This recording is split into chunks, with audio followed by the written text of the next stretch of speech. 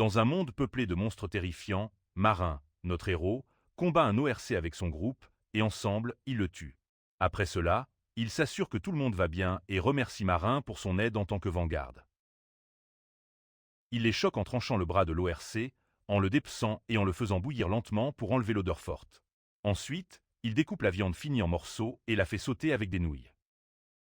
Ses compagnons, qui l'ont vu cuisiner des monstres plusieurs fois, ne supportent pas la vue, se demandant pourquoi il ne mange pas de la nourriture normale comme tout le monde. Morn garnit les pâtes et se régale. Un membre du groupe lui demande s'il apprécie, et Marin lui propose d'en goûter, mais elle refuse immédiatement. Il continue de savourer son plat et remarque que les autres manquent.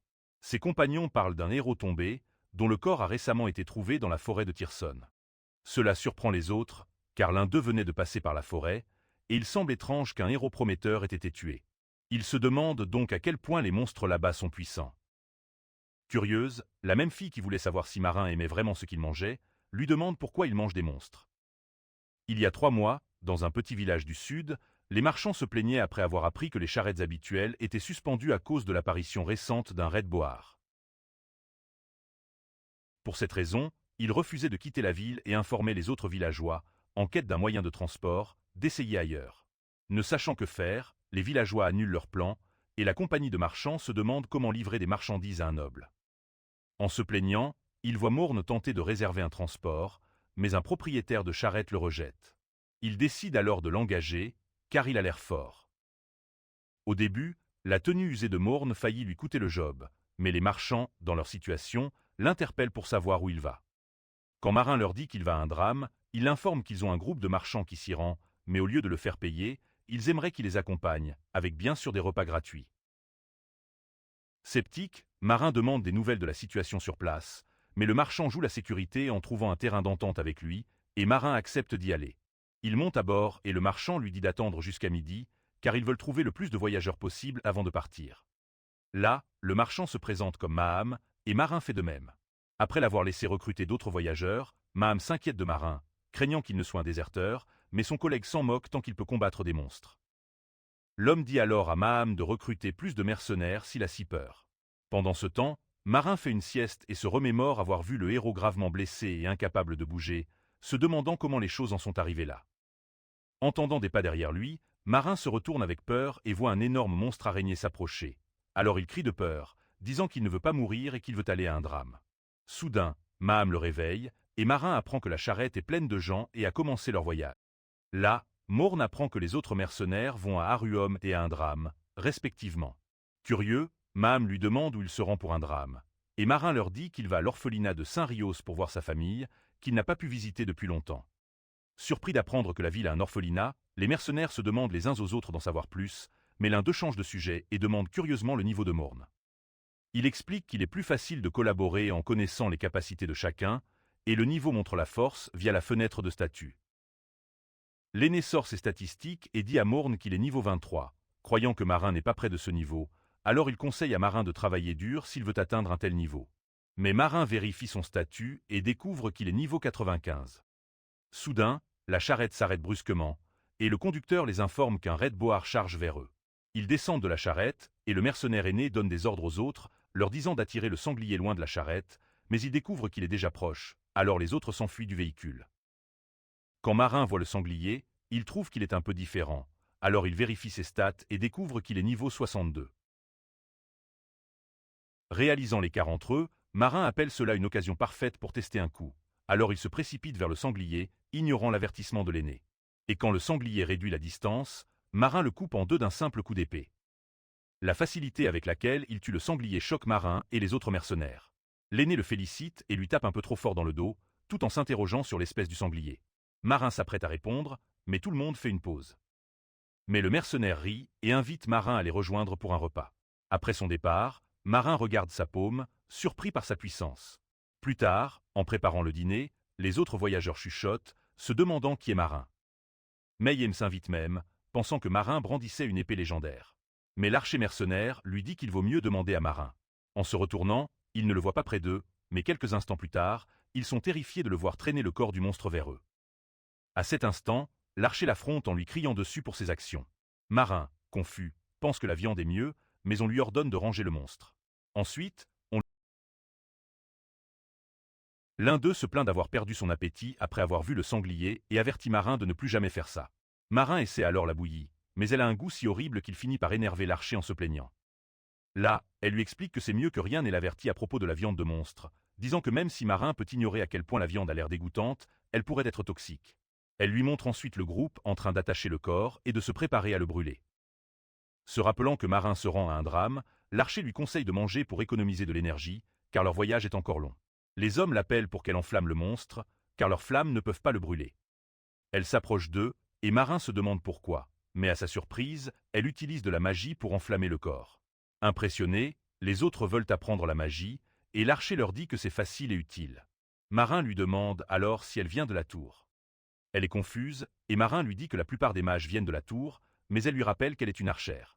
Confus parce qu'elle a utilisé de la magie, Marin lui demande à ce sujet, mais l'archer lui dit qu'elle a utilisé un sort basique, et que ces sorts sont réservés aux mages, tandis que la magie originale prend 3 ans à apprendre.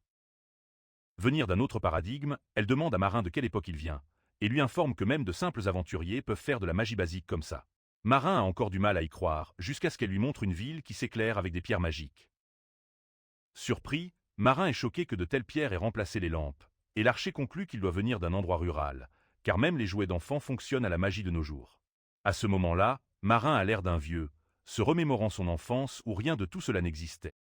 Il se retourne et voit les autres hommes souhaiter que la viande du monstre soit du porc pour la dévorer. Quelques jours plus tard, ils arrivent à Eastern Dadrama et remercient Moral pour le voyage en toute sécurité. Marin, lui, a l'air malade de faim, et les autres se demandent s'il a une maladie contagieuse, d'où son casque. Maham lui tend un sac de pommes de terre et s'en va. Quand Marin confirme ce qu'il y a dans le sac, il le vide par terre et s'éloigne à la recherche de l'orphelinat. Une vague de nostalgie le frappe, même si la ville a changé. Il utilise sa mémoire musculaire pour naviguer, marchant avec empressement vers l'orphelinat, mais à sa grande surprise, il tombe sur un magasin de jouets. Marin, confus, examine le bâtiment jusqu'à ce que le propriétaire lui demande s'il veut un jouet. Marin demande alors, comme pour confronter l'homme, s'il sait où est passé le jardin d'enfants de Saint-Raïa, mais le propriétaire dit ne pas connaître. Marin s'agite, mais un vieil homme l'interpelle et lui dit qu'il a entendu parler du jardin d'enfants il y a longtemps, mais qu'il n'en a pas vu depuis. D'après ce qu'il a entendu, le jardin d'enfants a brûlé lors d'une attaque d'un dragon. Marin se souvient que sa vie précédente n'était pas remarquable et très banale, mais au moment de sa mort, la chaleur qu'il ressentait venait de la table du dîner entourée de sa famille disparue. La prochaine fois qu'il ouvrit les yeux, c'était dans le jardin d'enfants de Saint-Raïa. Il voit un jouet poisson au-dessus de lui et est surpris d'apprendre sa réincarnation. La sœur l'accueille à la crèche, disant qu'il fait partie de la famille. C'était le souvenir de Marin dans le monde actuel, et c'est à l'orphelinat qu'il ressentit la chaleur d'une famille qu'il pensait ne jamais retrouver. Quelques années plus tard, Marin était devenu aventurier, gagnant de l'argent et faisant des dons à l'orphelinat pour le faire fonctionner. La vieille sœur qui s'occupait de lui disait de ne pas trop se fatiguer pour eux, mais Marin la repoussait en disant qu'il le faisait pour que les enfants de l'orphelinat mangent de bons plats. Il promettait de revenir bientôt, sa prochaine mission étant de combattre des gobelins au sud. Elle l'écoutait, mais lui fit promettre de revenir pour qu'il puisse goûter sa tarte au baies préférée. Actuellement, une sœur le conduit vers une tombe érigée en mémoire des victimes de l'attaque du dragon, notant que personne n'a visité la tombe depuis longtemps. Elle essaie de lui demander quel lien il avait avec eux, mais elle est surprise de le voir s'agenouiller devant l'arbre de la tombe, alors elle s'excuse. Là, Marin, désespéré, touche la pierre tombale et se souvient de sa promesse non tenue. En même temps, il se demande s'il aurait pu changer leur destin s'il avait été présent lors de la folie du dragon. La pluie tombe, mais Marin reste à genoux devant la tombe. Quelques jours plus tard, la sœur vient le voir, notant qu'il doit être en grande douleur pour rester là. Elle lui lance un pain, et quand il en prend une bouchée, il remarque que c'est horrible, alors il vomit. Réalisant qu'il ne peut pas manger la nourriture normale, Marin constate que son état actuel est anormal. Là, il reste accroupi, notant qu'il ne peut pas satisfaire sa faim et qu'il a encore perdu sa famille. Maintenant qu'il vit une vie misérable, il se demande s'il y a un sens à vivre. Sudain, il percoit una romeriche, differente della viande normale. Il quitte le temple et se dirige vers l'allée, suivant l'arôme. Là, il voit et entend 2 personnes discuter tout en faisant cuire de la viande de monstre. L'un d'eux, sur les nerfs, se plaint qu'il risque une amende s'ils sont découverts à brûler cette viande dans les jardins du château. Cela parce que ça sent tellement comme de la viande normale, et ils ne savent pas ce qui se passerait si une personne normale l'essayait. Pendant que les deux se disputent, Marin s'empare de quelques restes brûlés et court vers le cimetière du temple. À sa grande surprise, ce n'est pas mauvais, et cette fois, son estomac le supporte. Il se régale, et quand il finit le morceau qu'il avait, il prend le principal et continue à se remplir la bouche. Il continue jusqu'à ce qu'il finisse par mordre son bras sans s'en rendre compte. En voyant sa main saigner, Marin tombe au sol et pleure, s'excusant auprès de sa famille décédée d'être le seul à avoir survécu. Pourtant, il note qu'il veut vivre heureux et manger de la bonne nourriture comme un humain normal, mais se demande s'il a le droit de le faire. Il ressent soudain une touche sur sa blessure et voit qu'une feuille de l'arbre de la tombe est tombée sur sa main. Il prend cela comme un signe, se lève et dit à la tombe qu'il va partir. Mais cette fois, il ne sera pas en retard pour revenir. C'était le début de la vie secrète de Gourmet de Marin. Dans un drame, il y a une certaine tour appelée Exalim. Exalim est une institution bien connue pour les aventuriers, spécialisée dans tous les aspects de leur parcours, de l'exploration de donjons à la soumission de monstres. Ils sont aussi connus pour gérer les aventuriers affiliés via un système unifié. À cause de son prestige, seules les personnes avec un certain talent peuvent s'inscrire. Un matin, un test d'évaluation où les candidats doivent frapper un golem d'essai se déroule dans l'institution. Une elfe nommée Dahlia se présente pour participer. Quand c'est au tour de Dahlia et qu'il frappe le golem d'essai, à la grande surprise de tous, il dépasse le score élevé de loin, les faisant se demander qui il est. À la suite de cet exploit, d'autres candidats qualifiés comme aventuriers commencent à chercher des moyens de le recruter dans leurs équipes. Certains s'approchent même de lui et lui proposent des opportunités de rejoindre leur guilde tout en le touchant. Fier elfe, Dahlia méprise les humains. Il est donc sérieusement dégoûté par le fait que certains aient osé le toucher. Il repousse immédiatement leurs mains, mais en le faisant, il se cogne à Morn, qui vient d'arriver. Marin s'excuse maladroitement en avançant vers le podium pour passer son test. Remarquant à quel point il est tendu, Dahlia le prend pour un novice et lui donne des conseils, lui disant de détendre sa force et de se concentrer. Marin le remercie pour les conseils, mais Dahlia les balaie, disant qu'il est naturel d'aider un compatriote avant de s'en aller. En quittant l'arène d'examen, Dahlia se rend à la réception de la guilde, dans la pièce voisine. À son arrivée, la réceptionniste elfe l'accueille chaleureusement et le félicite pour son score élevé. Mais, comme prévu, Dahlia minimise ses réussites. La réceptionniste lui remet alors un document officiel, le reconnaissant comme aventurier. En recevant le document, Dahlia est choquée d'être reconnue comme aventurier de rang et malgré son exploit.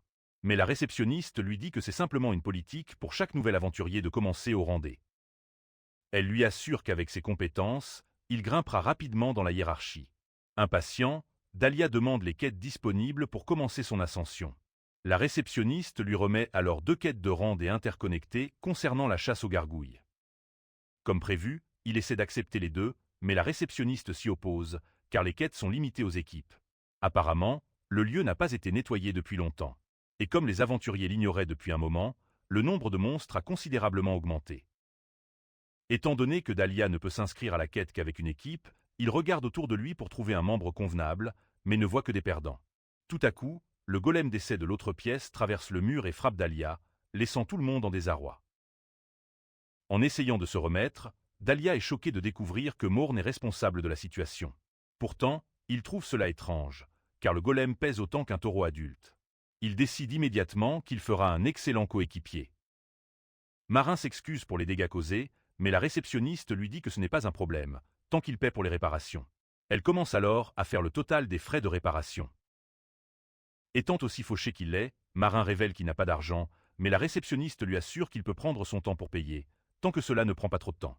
Sans perdre de temps, Dahlia s'approche de lui et lui demande de faire équipe, étant donné qu'ils sont tous deux de la même race.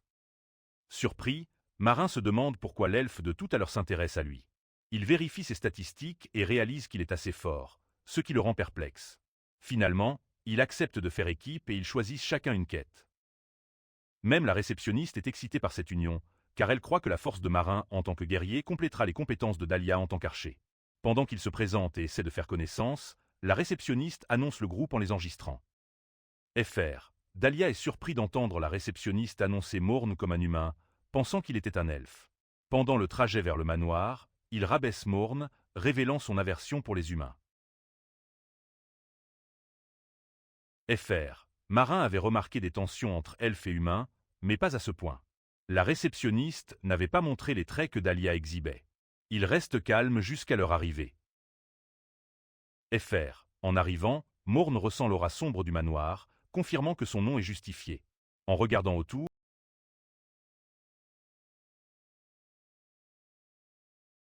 FR. Il remarque alors une nuée de gremlins de niveau 18 autour du château. Les gremlins sont des jeunes gargouilles, apparemment assez puissantes. FR. Dahlia rabaisse encore Morn, lui demandant de ne pas se mettre en travers de son chemin. À sa grande surprise, Marin le dépasse sans un mot. Furieux, il crie à Marin de ne pas l'ignorer, et Marin répond qu'il suit simplement les instructions. FR. Dahlia le traite de malpoli, blâmant les humains comme lui qui n'ont même pas le temps d'apprendre les bonnes manières. Marin l'interrompt, disant que Dahlia n'a pas à l'appeler court sur pattes, car il a plus de 100 ans. À cela, Dahlia devient pâle. FR. Se demandant s'il a bien entendu, Marin lui demande de cesser ses commentaires haineux et de se concentrer sur sa quête pendant qu'il se concentre sur la sienne. FR. Cela dit, il entre dans le manoir pour s'occuper des gremlins, mais Dahlia l'arrête encore, lui demandant s'il compte y aller seul. Marin répond que les gremlins sont de niveau 18 et qu'il ne s'attend pas à ce qu'ils se préparent avant de les affronter. FR. En entendant cela, Dahlia comprend que Morn a dû voir ses stats. Seuls les forts ont ce genre de compétences, il se demande s'il est plus fort, mais conclut qu'il a dû utiliser une technique sournoise. FR. Il l'insulte, le traitant de ringard et de sans-gêne pour avoir regardé ses statistiques. Pendant ce temps, un gremlin charge vers lui. FR. Pendant qu'il continue ses insultes, le gremlin s'approche assez pour lui arracher la tête, mais heureusement, Morn intervient et le tue juste à temps. Il admet avoir vérifié ses statistiques, mais dit que cela ne justifie pas de le rabaisser. FR. Dahlia prend mal cette remarque et s'énerve encore, mais Morn s'en va pour accomplir ses tâches, le laissant sans autre choix que de faire de même. Peu après, Morn abat 50 gremlins comme la mission l'exigeait. FR. Pendant ce temps, Dahlia a beaucoup de mal à cause de l'épaisseur de la peau des gargouilles. Marin envisage de l'aider un moment, mais conclut que Dahlia devrait être assez fort pour s'en sortir vivant au moins. FR. Il décide alors de se concentrer sur autre chose, transformant un des gremlins morts en un repas de première classe. Incertain des parties à manger, Marin remarque que ces créatures ressemblent à des grenouilles, donc il devrait probablement les préparer de la même manière. FR. Il rassemble les parties comestibles pour des brochettes, mais comme cela ne suffit pas, il ajoute aussi les organes. Après les avoir nettoyés, il les empile sur un bâton et les grille soigneusement avant de goûter. FR. En goûtant la viande, il la compare à celle du poulet ou du canard, car elle fond dans sa bouche. Soudain, son corps commence à s'engourdir et il tombe au sol. Il réalise alors qu'il a été empoisonné par la viande. FR. Sans antidote, Marin se demande quelle mesure rapide il peut prendre pour sauver sa vie. Il se rend soudain compte que les gremlins n'utilisent pas de poison pour leurs attaques, donc si leurs corps contiennent du poison, cela signifie qu'ils peuvent le neutraliser eux-mêmes. FR. Il fouille immédiatement un autre cadavre de gremlin et trouve son foie, probablement l'organe responsable de la neutralisation. Il parie sa vie sur cette info. FR. Après avoir mangé le foie du gremlin, Marin vérifie sa fenêtre de statut et constate que le poison est neutralisé. Soulagé, il se redresse et remercie les étoiles. FR. Réalisant que les gens évitent la viande de monstre pour plus que son apparence dégoûtante, il propose de chercher des antidotes. Dahlia, cependant, interrompt et exige une explication. FR. En voyant Marin manger des restes de gremlin, l'opinion de Dahlia sur les humains s'effondre. Il demande à Marin comment il peut ingérer quelque chose d'aussi dégoûtant. Marin rappelle que les elfes sont végétariens et lui demande de ne pas se moquer des goûts des autres. FR. Dahlia insiste sur le fait qu'il ne s'agit pas de respecter les goûts des autres. Il déplore d'être dans la même équipe qu'un humain et de voir cette scène répugnante. L'elfe dramatique s'évanouit d'horreur et veut retourner à l'Arbre-Monde. FR. Les yeux pleins de larmes, Dahlia demande à Marin s'il a fini sa quête en collectant les yeux de gremlin et pourquoi il est encore là. FR. Ne voulant pas revenir sur la condition de la quête de travailler en duo, Marin discute des inconvénients d'agir séparément, ce qui pourrait impliquer la réceptionniste Daisy, qui leur a assigné les quêtes. FR. Dahlia préfère prendre des risques plutôt que d'accepter de l'aide humaine, mais Marin a d'autres idées. Il décide de l'aider à abattre les gargouilles pour finir la quête rapidement. Avant que Dahlia ne réagisse, Marin frappe son épée sur un pot en disant qu'il était soldat de bouclier. FR. Ce bruit fort active sa compétence de provocation, attirant l'attention des monstres proches. L'effet atteint instantanément les gremlins et gargouilles. Mais Dahlia le fixe, perplexe, se demandant ce que frapper un pot a à voir avec un soldat de bouclier.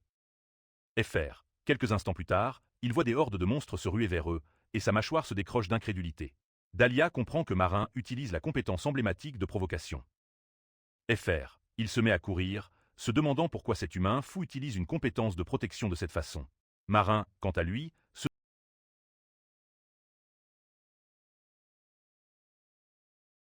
FR. À ce moment-là, il se met en posture et annonce ses compétences, escrime et arts martiaux.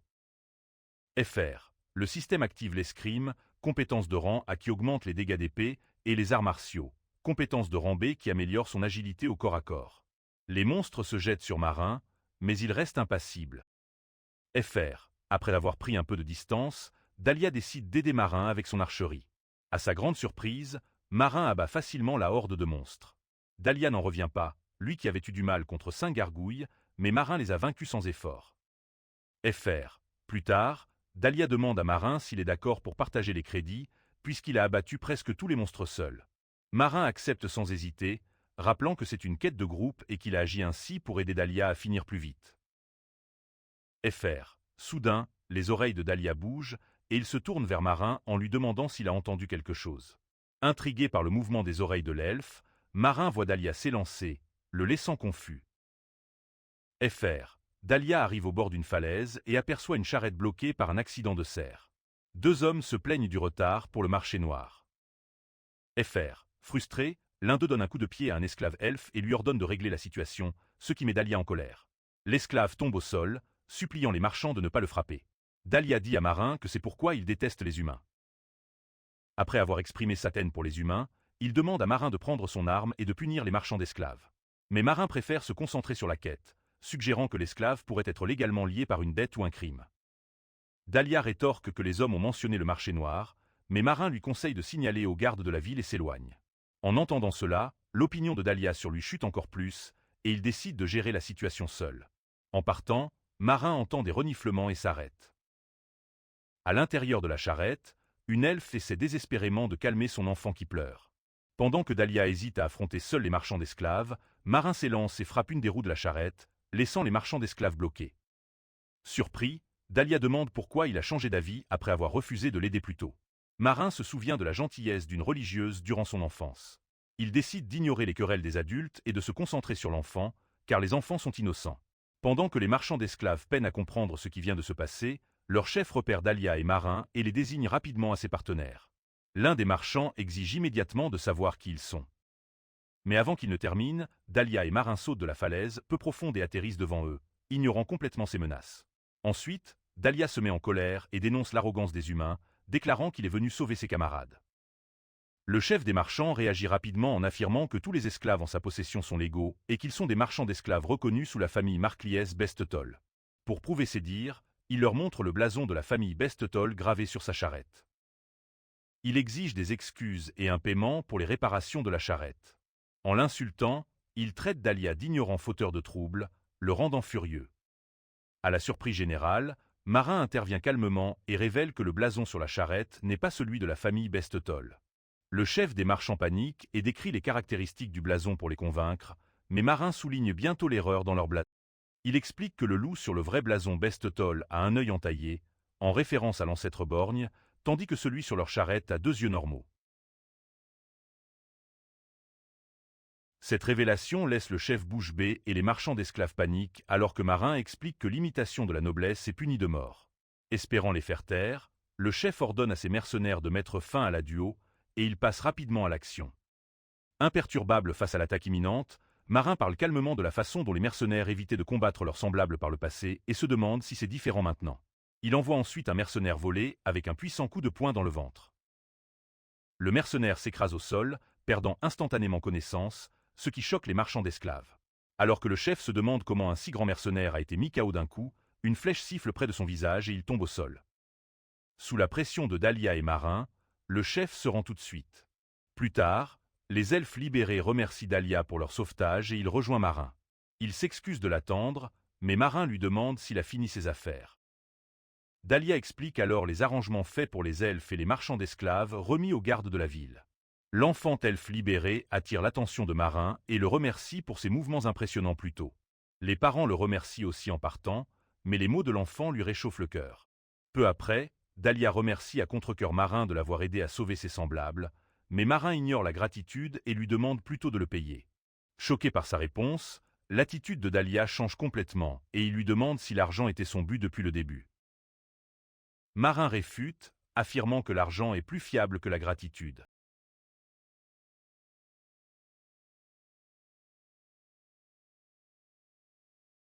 Il s'éloigne alors en fulminant, répétant qu'il ne fera plus jamais confiance à un humain, mais Marin s'en moque car il a reçu l'argent. Le lendemain, Marin retourne à la guilde Exalim, où Daisy confirme le nombre d'objets qu'il a rapportés et le félicite pour avoir complété sa première demande. Elle le félicite pour sa réussite à la quête difficile, il la remercie, puis elle lui remet la récompense, qu'il trouve petite. Avant qu'il ne puisse se plaindre, Daisy, qui déborde d'Iriora, lui explique que le règlement de la guilde est de déduire automatiquement ses dettes de ses récompenses de quête jusqu'à ce qu'il rembourse le montant total. Marin répond qu'il remboursera bientôt et décide de prendre une autre demande avant de partir. Marin s'approche du tableau des missions et parcourt les demandes disponibles, espérant en trouver une qui lui permettra de goûter à un autre monstre. Il découvre une demande de soumission d'un donjon de niveau 15, mais la saute en voyant qu'elle ne concerne que des monstres de pierre. Peu après, il voit une demande de soumission d'un ORC de niveau 26 et se demande quel goût pourrait avoir la viande d'ORC, puisqu'il ne l'a jamais goûtée. Alors qu'il songe au goût possible de la viande d'ORC, Mickey le voit et vient à sa rencontre. Elle lui présente ses membres de groupe actuels, Olga, qui est aussi une archère comme elle, et Kat, la mage du groupe. Mickey explique qu'elles sont toutes les trois dans le même groupe depuis longtemps. Marin observe le groupe et remarque que leur formation semble déséquilibrée. Lorsqu'il demande qui est leur vanguard, Mickey explique qu'elles engagent généralement quelqu'un temporairement, mais n'ont pas pu trouver quelqu'un récemment. Et Kat suggère que cela pourrait être parce que la magie est devenue plus facile à apprendre, réduisant le nombre de vanguards disponibles. Ainsi, Mickey invite Morn à rejoindre son groupe comme vanguard pour la soumission de la Utork. Dans le donjon, elle évite de justesse un coup de massue d'un ORC géant. En même temps, Olga tire une flèche qui frappe la créature directement dans l'œil. L'ORC crie de douleur, et Mickey remercie rapidement Olga pour son soutien parfait. Avant que le monstre ne puisse se remettre, Hécat lance un sort d'explosion qui frappe directement sa tête, le mettant instantanément à terre. Mickey célèbre le parfait enchaînement de son groupe, mais Hécat est juste reconnaissante que son sort est touché. Peu après, Hécat remarque des bruits étranges, et les autres ressentent bientôt des tremblements de terre. Il voit alors un troupeau d'orques chargé à toute vitesse vers eux et se retire immédiatement. Dans le chaos, Hécat trébuche et tombe, et un ORC faillit la réduire en viande hachée, mais Marin intervient. Il arrive rapidement et abat le troupeau d'orques en un instant, laissant ses camarades stupéfaits. Il se demande combien Morn est fort au milieu des restes d'orques. Plus tard, le groupe s'unit pour vaincre un autre ORC, portant leur total à 10.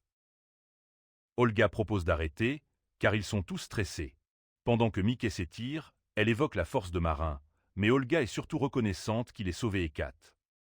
Juste à ce moment-là, Hécat réalise qu'elle n'a pas remercié Marin à cause de son choc et se retourne pour le remercier, mais il n'est nulle part. Le groupe se demande où il est passé, mais Hécat sent une odeur et en parle aux autres.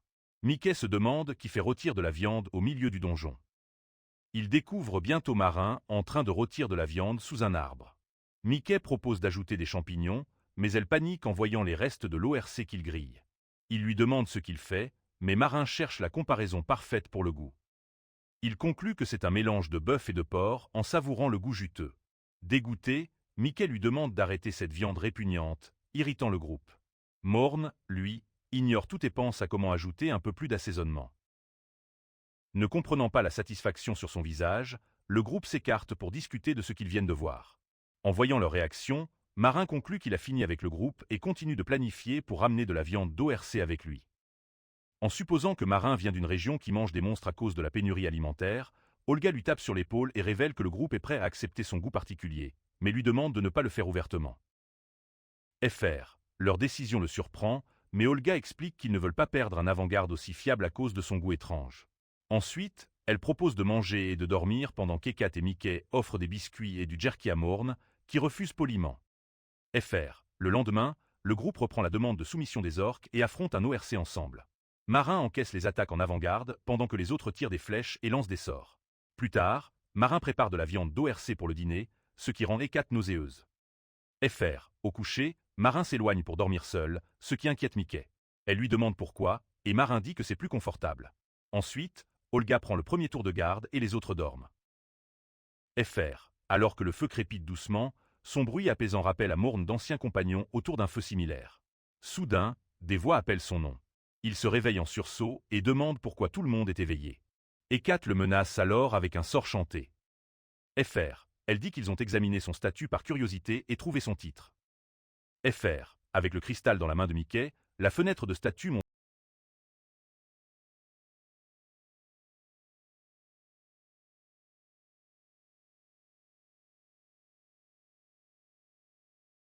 FR. De plus, ce titre augmente la puissance d'attaque de 5% contre quelqu'un de sa propre race.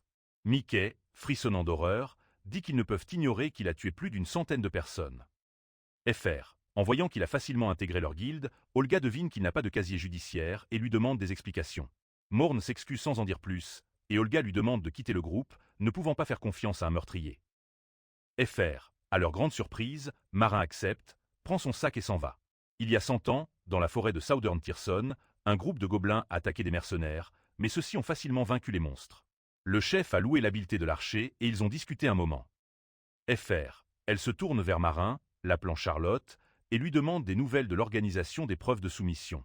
Marin confirme et propose d'avancer. En chemin, ils échangent quelques mots et se demandent pourquoi il y a moins de gobelins que dans les infos des demandes. Marin devina que c'était à cause de l'entrée du donjon, mais il réalisa qu'on l'ignorait. Il se demanda s'il n'entendait pas sa voix et essaya de les appeler, mais les membres du groupe tournèrent soudainement leur regard vers lui avec une aura meurtrière. Alors que leurs yeux rouges le fixaient, ils lui demandèrent pourquoi il avait agi ainsi et survécu seul. Soudain, Marin se réveilla de son cauchemar dans sa chambre et regarda par la fenêtre. Peu après, il arrive au bâtiment de la guilde, mais les autres aventuriers parlent derrière lui, évoquant des rumeurs et des histoires inventées pour les divertir.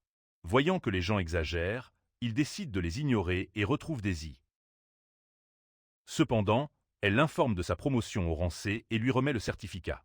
Il note qu'il n'a pas passé l'examen de promotion, mais Daisy lui dit que l'examen a été aboli il y a quelques années et explique comment ça fonctionne maintenant. Apparemment, le rang d'une personne augmente automatiquement lorsque ses capacités sont reconnues. En pensant aux tendances récentes, Marin demande s'il peut accepter des quêtes de rang C tout de suite, et elle lui montre celles disponibles. Avec l'augmentation des options de quête, Marin voit une demande pour un nid de harpie de niveau 30, qui consiste à se procurer des plumes de harpie. Cependant, l'amateur de viande de monstre se demande quel goût a la viande de harpie et la compare à celle du poulet. Soudain, Dahlia interrompt sa supposée planification stratégique et parle des rumeurs qui circulent. Ignorant Dahlia, Marin accepte la demande de la harpie, ce qui énerve Dahlia. Il lui dit avec colère de ne pas l'ignorer, car ils l'ont contacté par gentillesse. Marin se demande brièvement pourquoi il a dit « nous » au lieu de « je », mais une femelle Beastman l'interrompt, demandant à Dahlia s'il est l'humain dont il a parlé. Dahlia la présente alors comme la chef du nouveau groupe qui l'a rejoint, et la Beastman se présente comme Imatar, parlant avec des manières étranges de félin à la fin de ses phrases. Pendant qu'elle se dispute avec Dahlia, Marin évalue discrètement ses statistiques et voit les détails de la Beastman de niveau 59, qui est aussi une prêtresse. Il remarque que son statut de force est le plus élevé, mais sa classe de métier le surprend. Imatar remarque son évaluation et confirme sa classe, bien qu'elle ne ressemble pas à une prêtresse classique. Marin se souvient que les clercs sont des soutiens axés sur la guérison, et Imatar semble loin d'être sainte. Ensuite, Dahlia explique comment il a rejoint le groupe après avoir cherché des compagnons d'autres races. Il a trouvé le groupe anti-humain d'Imatar et a décidé de les rejoindre. Ils ne sont que 2. Imatar et Dahlia parlent de la rumeur sur Marin, le quinslayer, que tout le monde commente. Imatar trouve cela impressionnant et l'invite à rejoindre son groupe, mais il feint l'innocent, ce qui lui vaut des insultes de Dahlia. Imatar répète l'invitation et, voyant sa résistance, explique franchement sa situation. Avec sa réputation de quinslayer, personne ne voudra faire équipe avec lui. En regardant autour, Marin comprend et décide de les accompagner temporairement. Imatar l'accueille avec joie et propose de tester leurs compétences. Confus, Marin se demande ce qu'elle veut dire, et elle montre la demande du donjon des harpies. À leur arrivée, quelques harpies chargent, et le trio décide de commencer par un petit prix. Marin prend la position de vanguarde, mais pense que les monstres volants sont pénibles à gérer en tant que bouclier. En cherchant un moyen de les atteindre, quelques cadavres de harpies tombent, et il comprend immédiatement l'importance des archers. Dahlia, qui se sent puissant en abattant les harpies, déclare qu'il ne laissera pas un humain lui voler sa proie cette fois. Peu après, Imatar dit soudain à Marin de préparer son bouclier, et elle l'utilise rapidement comme plateforme pour sauter. Elle s'élance dans les airs et abat la dernière harpie. Ensuite, elle loue sa rapidité de réaction, et il réalise que se battre aux côtés de camarades n'est pas si mal. Pendant qu'Imatar commente leur synchronisation et que Dahlia suggère de se reposer après un peu plus de nettoyage, Marin remarque une créature mignonne et se demande ce que c'est. Dahlia lui parle du Living Dal, une tendance actuelle. C'est un golem de compagnie animé par Mana. Elle dit que celui-ci est une édition limitée coûtant 2 pièces d'or. Ensuite, il loue le Dal pour avoir tiré des plumes et joué avec, disant qu'il peut aider au combat et au nettoyage s'il est bien élevé. Imatar révèle alors que Dahlia adore les choses mignonnes, tandis que Marin continue de le fixer. En voyant son regard, Dahlia le cache vite et dit à Marin que ce n'est pas comestible. Imatar coupe la conversation et ils poursuivent la demande. Peu après, le duo prélève des matériaux des restes de harpies. Imatar dit que la mission se passe bien et demande à Dahlia pourquoi il n'a pas présenté Marin plus tôt, mais il répond qu'il y avait des circonstances. Soudain, Imatar sent l'odeur de poulet grillé et réalise qu'elle n'a pas vu Marin depuis un moment. Ignorant le conseil de Dahlia, elle décide de le confronter. Pendant ce temps, de son côté, Marin assaisonne de la viande de harpie bien découpée et la place dans la poêle. Il regarde et apprécie tout le processus jusqu'à ce que l'épaule de harpie grillée soit prête. Voyant qu'elle ressemble à du poulet, il décide d'y goûter et l'analyse attentivement en la choisissant. Malheureusement, ses compagnons interrompent son plaisir. Dahlia lui demande s'il va bien. Il s'excuse d'avoir mangé sans eux et les invite, mais le duo tombe à genoux, se lamentant d'avoir vu de tels blasphèmes. Marin essaie de justifier ses actions, affirmant que les harpies sont complètement différentes des humains, mais le duo n'y croit pas. Peu après, l'odeur douce et l'apparence de la viande commencent à attirer Imatar, mais elle se retient. À ce moment-là, Marin remarque son intérêt et lui en propose, mais elle refuse toujours de manière dramatique. Imatar l'accuse de la tester et lui demande pourquoi le monstre sent si bon. Marin se souvient alors de ce qu'il mijote et se précipite pour vérifier le pot sur le feu.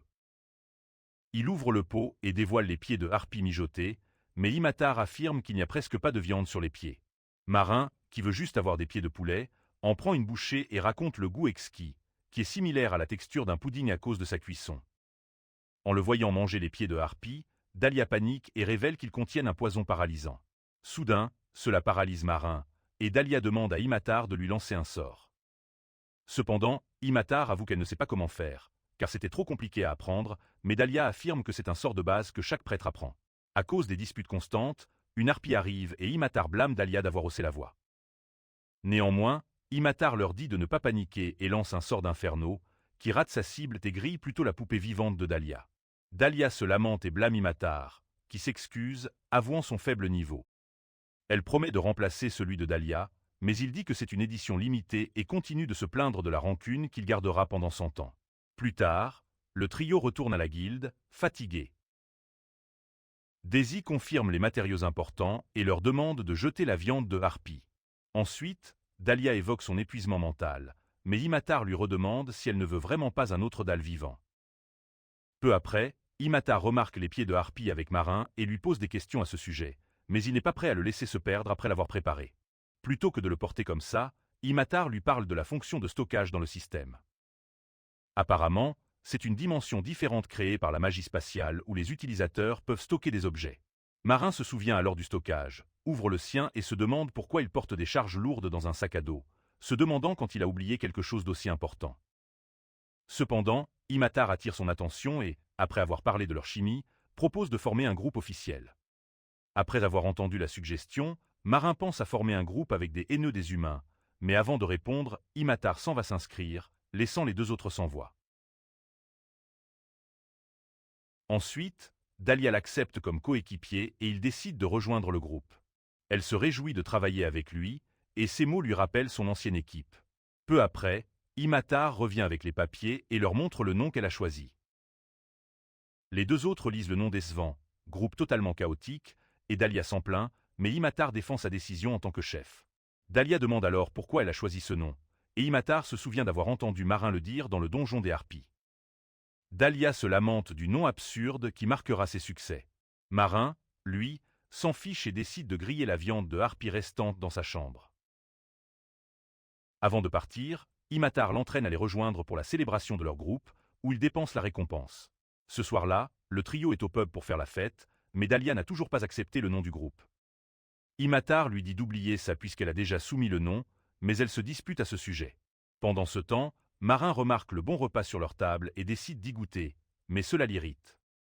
Peu après, Imatar explique que l'objectif principal du groupe est d'atteindre le rang le plus rapidement possible. Marin s'interroge sur la raison de cet objectif, et Dahlia répond que chacun a ses raisons avant d'expliquer comment fonctionne la promotion de BA.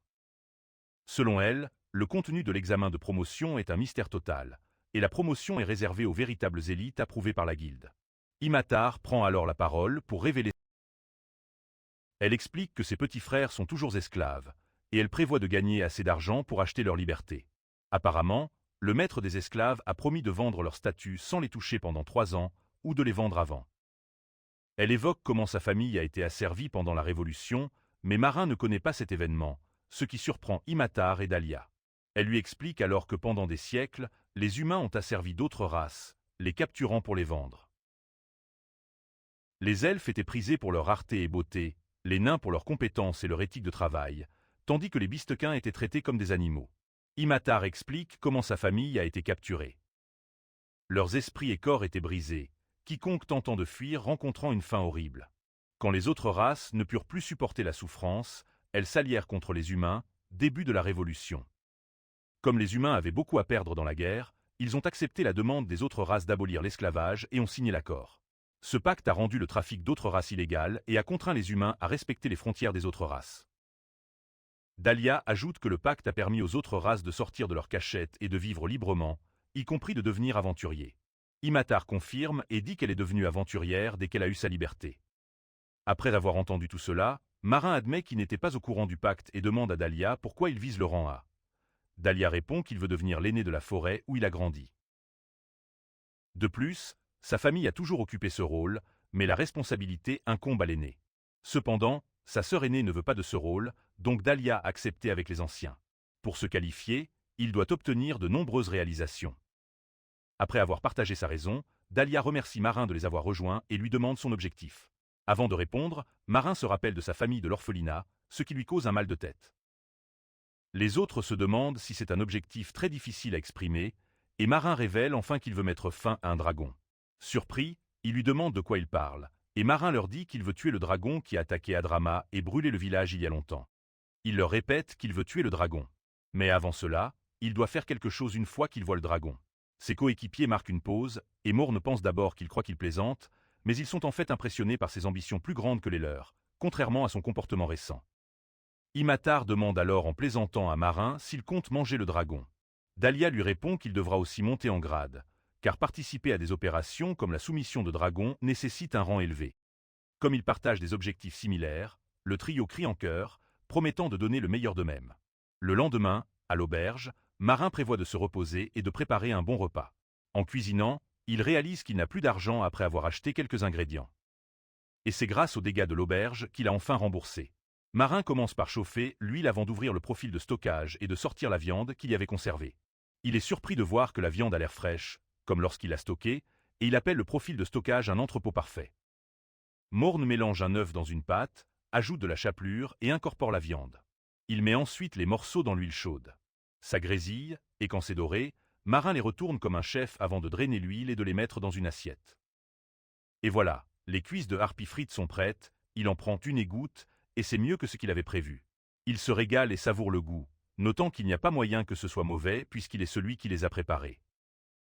Soudain, il entend Dahlia aboyer dehors, frappant à la porte et exigeant que Marin ouvre. Dès que Marin le fait, il lui demande pourquoi il porte un casque dans sa chambre, mais il laisse passer ça et lui dit qu'il a quelque chose d'urgent à discuter. Morne lui dit qu'il mangeait, mais décide d'écouter Dahlia. Il informe Marin qu'il y a un problème avec Immatar. Comme c'est ses coéquipiers, Marin le laisse entrer et lui demande ce qui s'est passé. Mais quand Dahlia voit qu'il a préparé un repas à partir d'un monstre, il se fâche, mais se calme en se rappelant qu'Immatar passe en premier.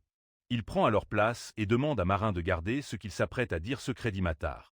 D'abord, il demande à Marin de lui prêter de l'argent, et cela énerve Marin qui lui crie de dégager, mais Dahlia lui dit d'écouter la fin de l'histoire. Là, il dit à Marin qu'il semble qu'Immatar ait été reçu par son maître humain. Confus, Marin demande plus de contexte. Alors Dahlia lui rappelle comment Immatar a dit qu'elle économisait de l'argent pour acheter ses petits frères, et aussi que la raison pour laquelle ils prennent une pause ce jour-là est qu'elle est allée voir ses frères. La situation actuelle est que le maître a rompu sa promesse et prévoyait de mettre les frères d'Immatar aux enchères. Dahlia s'énerve, déclarant que le maître des esclaves a dû avoir l'intention dès le début de jouer avec Immatar en prétendant les libérer. Après qu'Immatar ait appris son acte, elle a supplié de libérer ses frères, mais il a dit qu'il annulerait si elle préparait la rançon pour ses petits frères d'ici 5 jours. Marin demande alors combien Immatar dit qu'elle économiserait en 3 ans, et Dahlia lui dit que c'est 10 pièces d'or par frère, donc pour 2, cela fera 20 pièces d'or. Stupéfait, Marin fait le calcul et note qu'un bronze vaut environ 10 yens dans sa vie précédente, et qu'il faut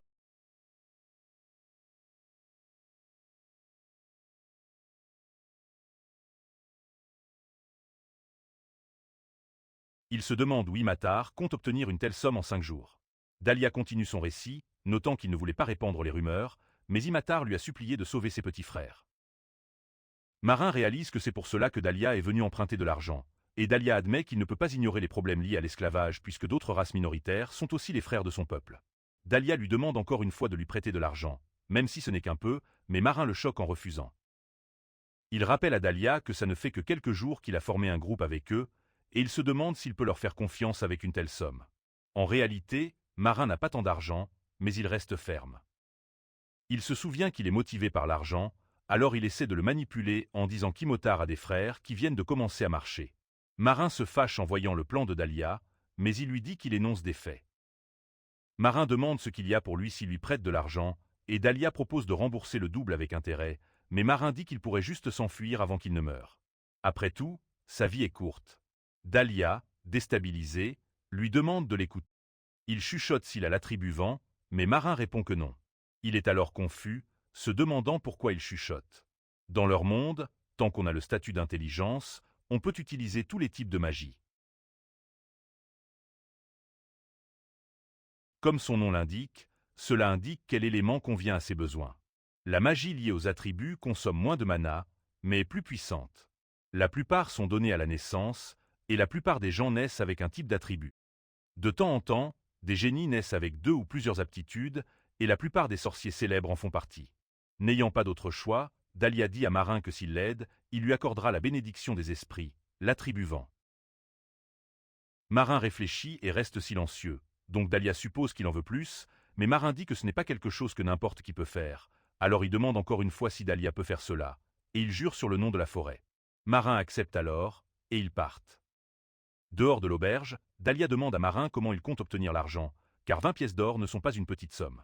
Marin suggère de vendre les sous-produits obtenus en chassant des monstres dans des donjons de haut niveau sur le marché noir. Dahlia refuse immédiatement et lui rappelle qu'il est interdit d'entrer dans des donjons qui ne correspondent pas au rang de la guilde sans autorisation.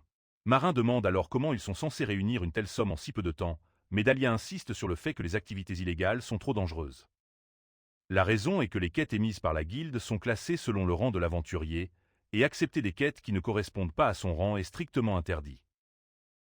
Si quelqu'un se fait attraper à enfreindre ces règles et à entrer dans un donjon non classé, il sera pénalisé par une amende énorme et une interdiction temporaire d'accepter des quêtes.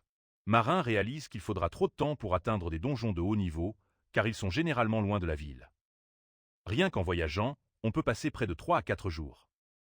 En réfléchissant, il demande à Dahlia comment il compte obtenir l'argent, et il lui dit qu'il avait pensé demander de l'aide aux familles de Yungnam, mais il avait déjà obtenu un délai de remboursement jusqu'à la libération d'Imotar, et comme il n'a pas de moyen de remboursement, il prévoit d'utiliser le peu d'argent qu'il a rassemblé pour ses activités d'aventurier. Dahlia apprend que Marin n'a pas d'économie et se rappelle qu'ils sont devenus aventuriers le même jour, alors il lui demande quels objets de valeur il a à vendre. Marin ouvre son stockage et vérifie ses objets. Là, il voit une paire de boucles d'oreilles et note que c'est le plus précieux. Il se disperse pour rassembler de l'argent. Plus tard, Marin visite un magasin qui vend des os de monstres et des organes. Là, il montre les boucles d'oreilles au commerçant, et à première vue, l'homme lui dit qu'il aurait dû aller à la bijouterie, mais il est stupéfait en apprenant que la paire de boucles d'oreilles est un fragment des Pléiades, un objet qui ne peut plus être obtenu depuis que le donjon qu'il a donné a disparu. Curieux, l'homme demande à Marin d'où il l'a obtenu, et Marin lui dit qu'un ancien camarade lui a donné. Des jours plus tard, au manoir du maître des esclaves, Imotar reste à 4 pattes et regarde son maître lui parler de manière condescendante, lui rappelant qu'il est inutile d'agir violemment. Il lui informe que les 3 années qu'il lui a accordées n'étaient rien de plus qu'un caprice. Alors que le maître se comporte de manière dominatrice envers Imotar, elle garde sa colère sous contrôle, notant qu'elle veut le tuer sur le champ et lui écraser son visage irritant. Soudain, Dahlia l'appelle, et quand elle se retourne, Imotar voit non seulement Dahlia, mais Marin juste derrière elle. Gênée, elle demande à Dahlia pourquoi il a amené Marin, et Dahlia explique que Marin l'a aidé à préparer l'argent. Elle se fâche, mais Dahlia reporte leur conversation, et Marin les présente comme les membres du groupe d'Imotar, annonçant qu'ils ont préparé la somme demandée et qu'ils paieront également la rançon d'Imotar eux-mêmes. En proposant l'accord, Imotar espère que Marin ne se comportera pas comme les autres humains et n'utilisera pas sa situation comme une faiblesse pour l'intimider plus tard. L'homme minimise leur groupe, disant qu'il devrait être impossible qu'il possède une telle somme, à moins. Il se vante de ne pas se laisser duper, mais en regardant dans le sac, il est choqué de voir de la vraie monnaie. Imhotard lui demande alors de libérer ses frères et sœurs. L'homme malicieux admet que l'argent est réel, mais il annule le contrat en déclarant que l'accord était qu'elle devait gagner l'argent elle-même et ne pas impliquer un autre groupe. Imhotard essaie de parler, mais Dahlia s'énerve et crie à l'homme d'arrêter de plaisanter. Il rappelle qu'en vertu du contrat d'esclavage, si la famille de l'esclave ne peut pas payer la rançon, elle doit être vendue. Il demande s'il suggère qu'un humain travaillera avant un elfe. L'homme se demande s'ils essaient de retarder, puis demande à son assistant d'apporter les documents. Là, Imhotard réalise que si Dahlia n'avait pas été là, elle aurait été à la merci du maître des esclaves. L'assistant arrive alors avec les documents et 2 petits êtres de la forêt. Dès qu'il voit Imhotard, il se précipite pour l'embrasser, et elle les vérifie pour s'assurer qu'ils ne sont pas blessés. Pendant leur mini-réunion, Marin observe les frères et sœurs et réalise que Dahlia avait raison. Ce sont de petits enfants. En voyant à quel point ils sont maigres, il s'énerve contre les trafiquants d'esclaves. Le maître des esclaves sort les documents et dit qu'il va s'en débarrasser. Il les déchire, croyant que cela conclut leur transaction, mais Imhotard brûle le papier avec sa magie. L'homme annonce la liberté des frères et sœurs, mais dit à Imhotard qu'elle est toujours son esclave. Il méprise les membres du groupe, pensant qu'ils sont fauchés, alors il leur demande de partir. Il propose même de leur donner les chaînes de l'ancien esclave comme souvenir, mais Marin choque tout le monde dans la pièce en sortant un sac de pièces, disant qu'il achètera aussi la liberté d'Imhotard. Imhotard refuse son aide, disant que tant que ses frères et sœurs sont en sécurité, ça lui va. Mais Marin demande au maître des esclaves combien coûte la liberté d'Imhotard. Elle lui crie de ne pas l'ignorer, mais le maître des esclaves dit à Marin qu'Imhotard a déjà été mise aux enchères, donc il ne peut pas la vendre. Il les informe qu'Imhotard est déjà sur la liste des enchères, donc annuler cela sera difficile, et il leur conseille d'aller eux-mêmes à l'enchère pour l'acheter. Imhotard crie qu'elle n'en sait rien. Dahlia crie aussi au maître des esclaves de se taire, car il ne croit pas à cette excuse. L'homme se moque d'eux et leur dit que c'est légitime, car en tant que maître, il peut vendre et acheter des esclaves comme il le souhaite, affirmant que c'est un accord trouvé dans les droits légaux du commerce des esclaves. Dahlia s'énerve contre l'homme pour son coup bas, mais Marin remarque que même si le maître des esclaves a agi comme un enfant, il a fait preuve d'intelligence. Il pense que l'histoire de l'enchère est une invention de l'homme pour ne pas vendre Imhotard. Marin croit que tant qu'Imhotard appartient au maître des esclaves, on ne peut pas l'empêcher de refuser de vendre ou de mettre Imhotard aux enchères. Notant que l'homme veut faire souffrir Imhotard autant, Marin accepte de participer à l'enchère pour l'acheter. Cela stupéfie Imhotard, mais il lui dit d'attendre, car il a un plan. Elle lui demande pourquoi il va si loin pour l'aider, et cela lui rappelle quand il était à la crèche, comment sa sœur lui avait dit que tous les enfants ont besoin de quelqu'un pour veiller sur eux et d'adultes pour les guider et les protéger. Elle insistait sur le fait que chaque enfant mérite protection, raison pour laquelle la crèche a été créée. Morn répond qu'elle est la seule à pouvoir protéger les enfants et qu'il ne faut pas les laisser seuls. Il l'encourage à rester près d'eux et à s'assurer qu'ils mangent bien. Elle accepte, puis le prévient de ne pas faire d'erreur, sinon elle ne lui pardonnera pas. En s'éloignant, il note qu'il n'est pas ravi, mais croit en son plan. Après leur départ, le maître des esclaves rit et dit qu'Imhotard a des amis fiables. Il lui demande si ses amis peuvent la libérer. L'homme s'approche d'elle et lui dit que si jamais il veut mettre Imhotard aux enchères, peu importe ses efforts, elle ne pourra pas s'échapper, et finira par revenir à lui. En s'éloignant, elle lui demande ce qu'il manigance, mais il dit à son assistant de contacter les guildes marchandes et de se préparer. La nuit de l'enchère, Dahlia et Morn enchérissent. Ils apprennent que le prix moyen des esclaves Beastman est de 8 à 9 pièces d'or, et si ça atteint 10, Dahlia couvre la différence. Juste après la vente du dernier esclave humain, l'annonceur appelle Imhotard et la présente comme une esclave gladiateur ayant atteint le record des héros au Colisée. Pendant qu'il énumère toutes ses capacités, Imhotard se rend compte que son maître a sûrement usé de ruse, et elle souhaiterait pouvoir en parler à Dahlia. Son maître se moque de ses compagnons, disant qu'ils n'ont plus beaucoup d'argent après avoir dépensé pour acheter les frères d'Imhotard. Il ne laissera pas les autres acheter Imhotard, même si l'enfer gelait. Il a donc placé un marchand pour enchérir si ou qu'ils devront se retirer. L'annonceur commence la séance d'enchères à 6 pièces d'or et 30 pièces d'argent, mais le marchand lève rapidement la main et enchérit 20 pièces d'or. Le montant choquant fait réagir la foule, et l'annonceur continue avec enthousiasme. À ce moment-là, Imhotard tombe dans le désespoir, tandis que l'annonceur demande s'il y a d'autres enchérisseurs. Dahlia tremble, car le montant proposé par le marchand dépasse largement ses finances. Mais ce qu'il ne s'attendait pas à voir arrive ensuite. Marin lève son numéro et demande à l'annonceur quelle est leur enchère maximale. L'homme répond.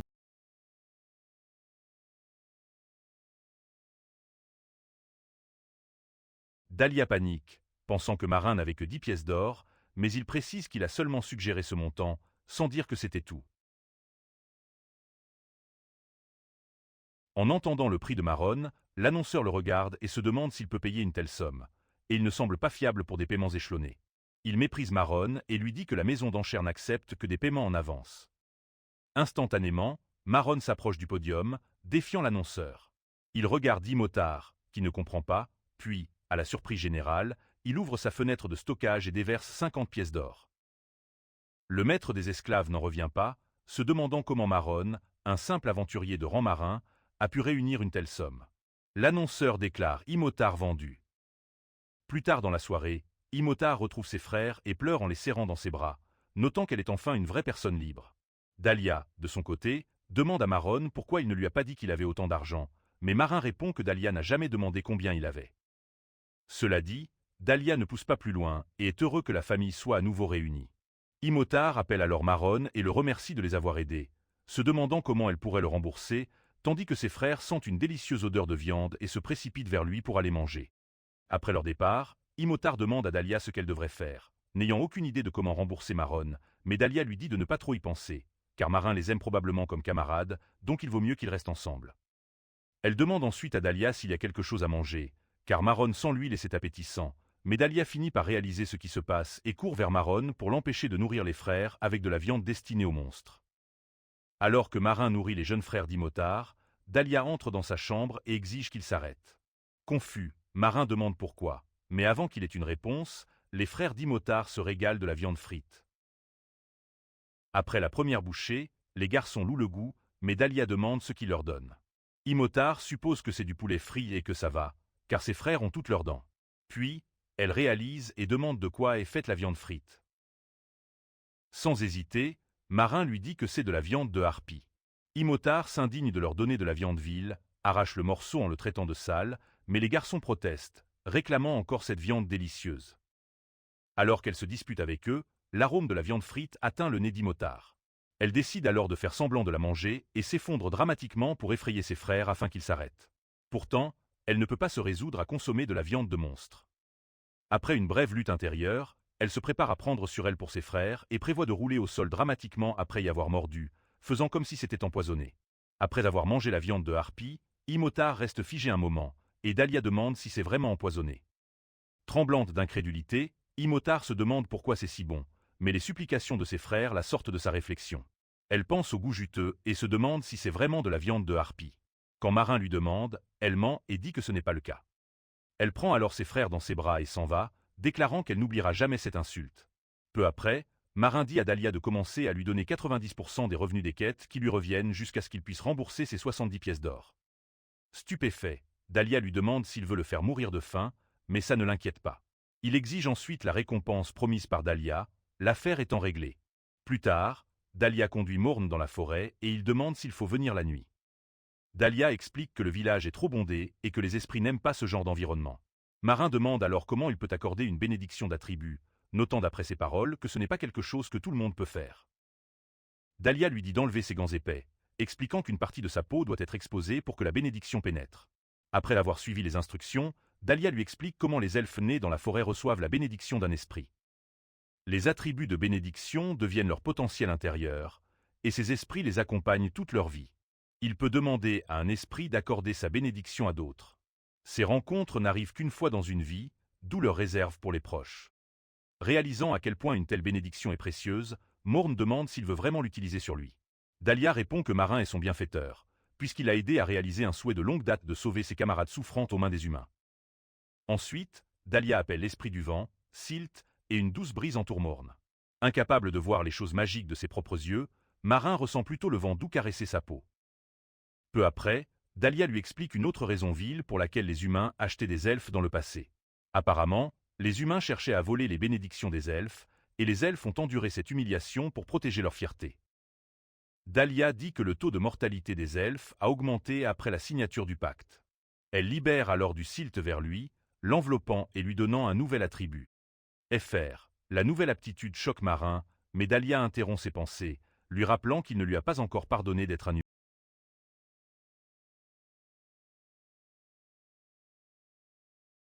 Fr. À leur arrivée, ils annoncent avoir trouvé une baby-sitter pour les frères d'Imitar.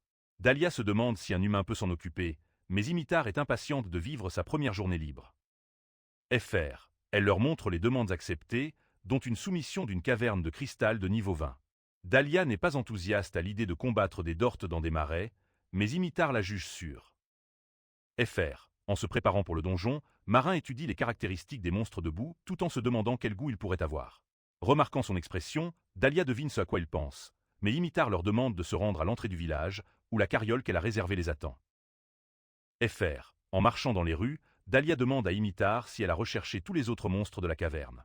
Imitar confirme et dit qu'elle expliquera tout une fois dans la carriole. Elle mentionne aussi vouloir un logement pour elle et ses frères, car ils logent à l'auberge. Fr. Soudain, une carriole coûteuse s'arrête devant eux. Dahlia et Marin croient que c'est celle qu'Imitar a louée, mais elle le dément. Étonnamment, son ancien maître d'esclaves en sort, souriant comme s'il avait prévu leur mouvement. Fr. Troublé par son arrivée, Marin dit que leur transaction est terminée et lui demande ce qu'il veut. L'homme répond qu'il a manqué à Imitar et vient proposer de la racheter. Mais la suggestion laisse Marin sans voix. Fr. Dahlia s'énerve contre le maître d'esclaves, l'accusant de vouloir acheter Imitar par un coup bas. L'homme la fait taire, la traitant d'étrangère qui devrait se mêler de ses affaires, et dit à Imitar, qui le fixe, d'adoucir son regard. Fr. Après tout, ils se connaissent depuis longtemps. Il dit que les deux gardes avec lui sont de niveau 80, donc Imitar doit faire attention. Fr. Après les avoir avertis, le maître d'esclaves reprend la conversation avec Marin, offrant 100 pièces d'or pour Imitar. Mais Marin refuse. L'homme est stupéfait et se demande si le montant est trop bas, car normalement, il pense qu'Imitar ne vaut pas plus que ça. Alors qu'il rabaisse la bistequin, Dahlia rugit contre lui, mais il ne peut pas exprimer sa colère à cause des gardes. Pourtant, le maître des esclaves augmente le prix à 150 et 160 pièces d'or, mais Morne reste ferme. Imitar crie alors au bonhomme, l'an que peu importe le montant, Morne ne la vendra pas. L'homme, qui pense que tout est à faire, insiste et propose 200 pièces d'or, croyant que Morne ne dira pas non. Morne réfléchit, et ses compagnons sont surpris. Mais il révèle qu'il plaisante, rappelant au maître des esclaves que les documents d'Imitar ont été détruits à la vente, donc elle n'est plus une esclave, et Morne ne fera plus affaire avec lui. Il avertit l'homme que s'il traite Imitar négligemment, il ne laissera pas passer. Le maître des esclaves comprend enfin et se fâche contre le groupe, disant qu'il a essayé de régler les choses pacifiquement avec de l'argent, mais qu'il n'y a pas d'autre moyen. Imitar, pleine de colère, ne peut plus se contenir et frappe le maître des esclaves en plein visage, l'envoyant voler. Elle déclare avec rage qu'elle n'est plus sa esclave et qu'il ne devrait pas lui parler de haut. Un des gardes s'énerve et attrape son arme, mais Morne apparaît derrière lui et le prévient de ne pas le faire. Le garde est choqué, n'ayant pas remarqué que Morne avait quitté sa position, et en un mouvement, Morne écrase le visage du garde au sol. L'autre garde, excité à l'idée de se battre, réajuste sa lance, mais Morne ramasse une pierre et la lui lance. Dès qu'elle le touche, il s'envole, assommé sur le coup. Mais Wildar, le maître des esclaves, essaie de comprendre ce qui s'est passé, car un membre du groupe Sirankami atterre deux gardes de niveau 80. Il demande à Morne son niveau, et celui-ci répond qu'il est niveau 95. Les deux autres sont surpris que Morne ait un niveau si élevé, puis Imitar attrape le maître des esclaves par la tête et lui dit qu'elle n'a pas fini avec lui. Il essaie de la dissuader, mais il reçoit ce qui lui est dû. Après un moment de coup, Dahlia lui dit qu'il est temps de partir, sinon ils rateront la charrette. Elle s'éloigne joyeusement avec Dahlia, avertissant le maître des esclaves de ne jamais revenir. L'homme humilié rampe et jure de se venger. Mais il voit Morne devant lui, et Morne révèle qu'il a mis du temps à trouver un groupe à cause des rumeurs sur lui étant un meurtrier. Il dit froidement au maître des esclaves qu'il est plus facile pour lui de détruire une guilde de marchands que de chercher un nouveau groupe, donc l'homme ne devrait pas s'en prendre à celui qu'il vient de trouver. D'un coup de pied, il écrase la charrette de l'homme, l'appelant un avertissement avant de s'en aller. Lorsque le groupe de chaos arrive à la grotte, ils combattent le monstre de boue, et Dahlia les informe que les monstres de boue sont faibles aux flammes, donc il devrait les enflammer. Il regrette immédiatement sa décision, car Imitar, la bête inutile qui a du mal à contrôler sa magie de feu, s'emballe et faillit brûler ses amis, ce qui énerve Dahlia. Pendant qu'ils se disputent, Morne prend des morceaux du monstre de boue et pense à les manger. Imitar l'avertit qu'elle ne pourra pas le sauver s'il s'effondre, mais Morne observe la boue et note qu'elle ne sent rien. Pour cette raison, il prend une bouchée, pensant que ça ne goûtera pas la terre, mais il n'a jamais eu tort à ce point. Il regrette sa décision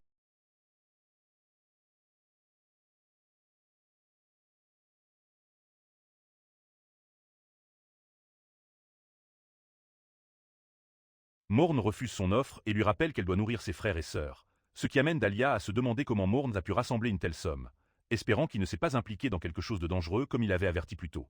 Une fois qu'Imitar entend Dahlia, elle est choquée, mais Morn leur dit qu'il a vendu un souvenir d'un ancien camarade. Cela surprend encore plus Imitar, et en entendant Morn parler de sa décision de le vendre, elle s'énerve et lui demande pourquoi. Mais Morn lui dit que c'est normal, car ils sont maintenant ses camarades, et si elle veut le rembourser, elle devrait continuer à se séparer de lui à partir de maintenant.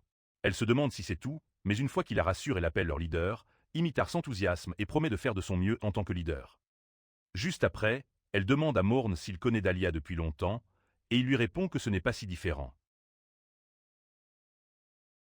En grignotant, il lui dit que c'était un paiement pour un contrat, ce qui surprend Imitar, car Dahlia a donné une bénédiction à un humain dont elle n'a pas vu le visage.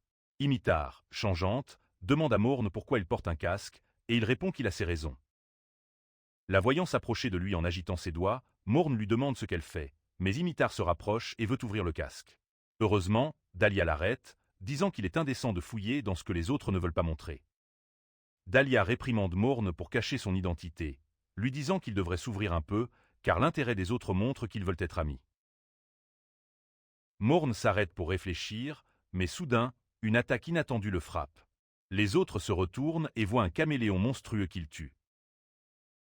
Juste après, il vérifie s'il va bien et suggère même de vérifier son visage après l'avoir vu saigner de la fente du casque, pensant qu'il a été touché par un éclat de cristal à l'œil. Morn vérifie sa vision et constate qu'il voit correctement, notant qu'il a simplement été effleuré par l'attaque, donc il leur dit qu'il va bien, mais il refuse de le croire et lui crie de retirer son casque pour qu'il puisse vérifier et soigner la blessure. Par aventure, son œil est blessé. Imitar lui dit qu'ils iront au temple pour le soigner immédiatement, mais quand Morn voit sa main s'approcher, il se souvient que les gens lui criaient dessus, l'appelant monstre en voyant son vrai visage, et rejetaient son aide, donc il crie à Imitar de ne pas le toucher. Choqué, il lui demande s'il ne veut vraiment pas montrer son visage, mais il se couvre, se recroquevillant et murmurant de ne pas regarder. Inquiète, Dahlia essaie de le convaincre de vérifier ses blessures, mais Marin reste ferme, disant qu'il a juste été effleuré. Il semble toujours inquiet, mais il leur rappelle son niveau et explique logiquement comment un éclat de cristal d'une créature de si bas niveau ne peut pas lui infliger une blessure mortelle. Sur ce, il se lève, annonçant qu'il va bien, et leur dit de continuer la soumission. N'ayant pas d'autre choix, les membres du groupe acceptent, et Imitar lance un sort de guérison sur son visage avant de dire à Morn de les informer si son état s'aggrave. Sur ce, il s'excuse d'avoir essayé de lui retirer son casque, et il s'excuse aussi de leur avoir crié dessus. Des heures plus tard, ils retournent à Exilum pour rapporter l'achèvement de leur mission, mais la réceptionniste remarque l'atmosphère étrange parmi les membres du groupe de Chaos.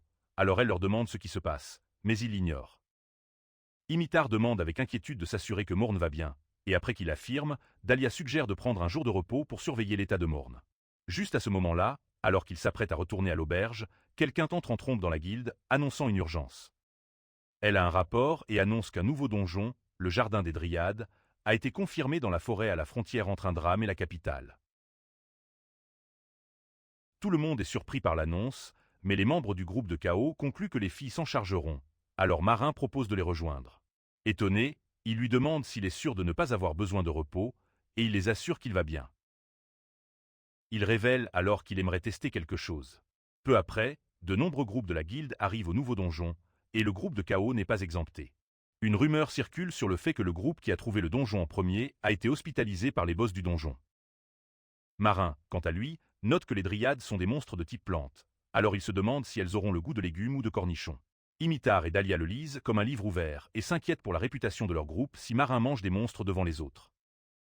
Pour remonter le moral de Dahlia, Marin promet de cuisiner des légumes avec le monstre, car les elfes sont végétariens, mais Dahlia préfère s'en passer. Pendant que les rumeurs circulent, quelqu'un arrive et confirme qu'il y a 2 boss. Il se présente comme Enquerment, le premier héros, et les assure que tout ira bien.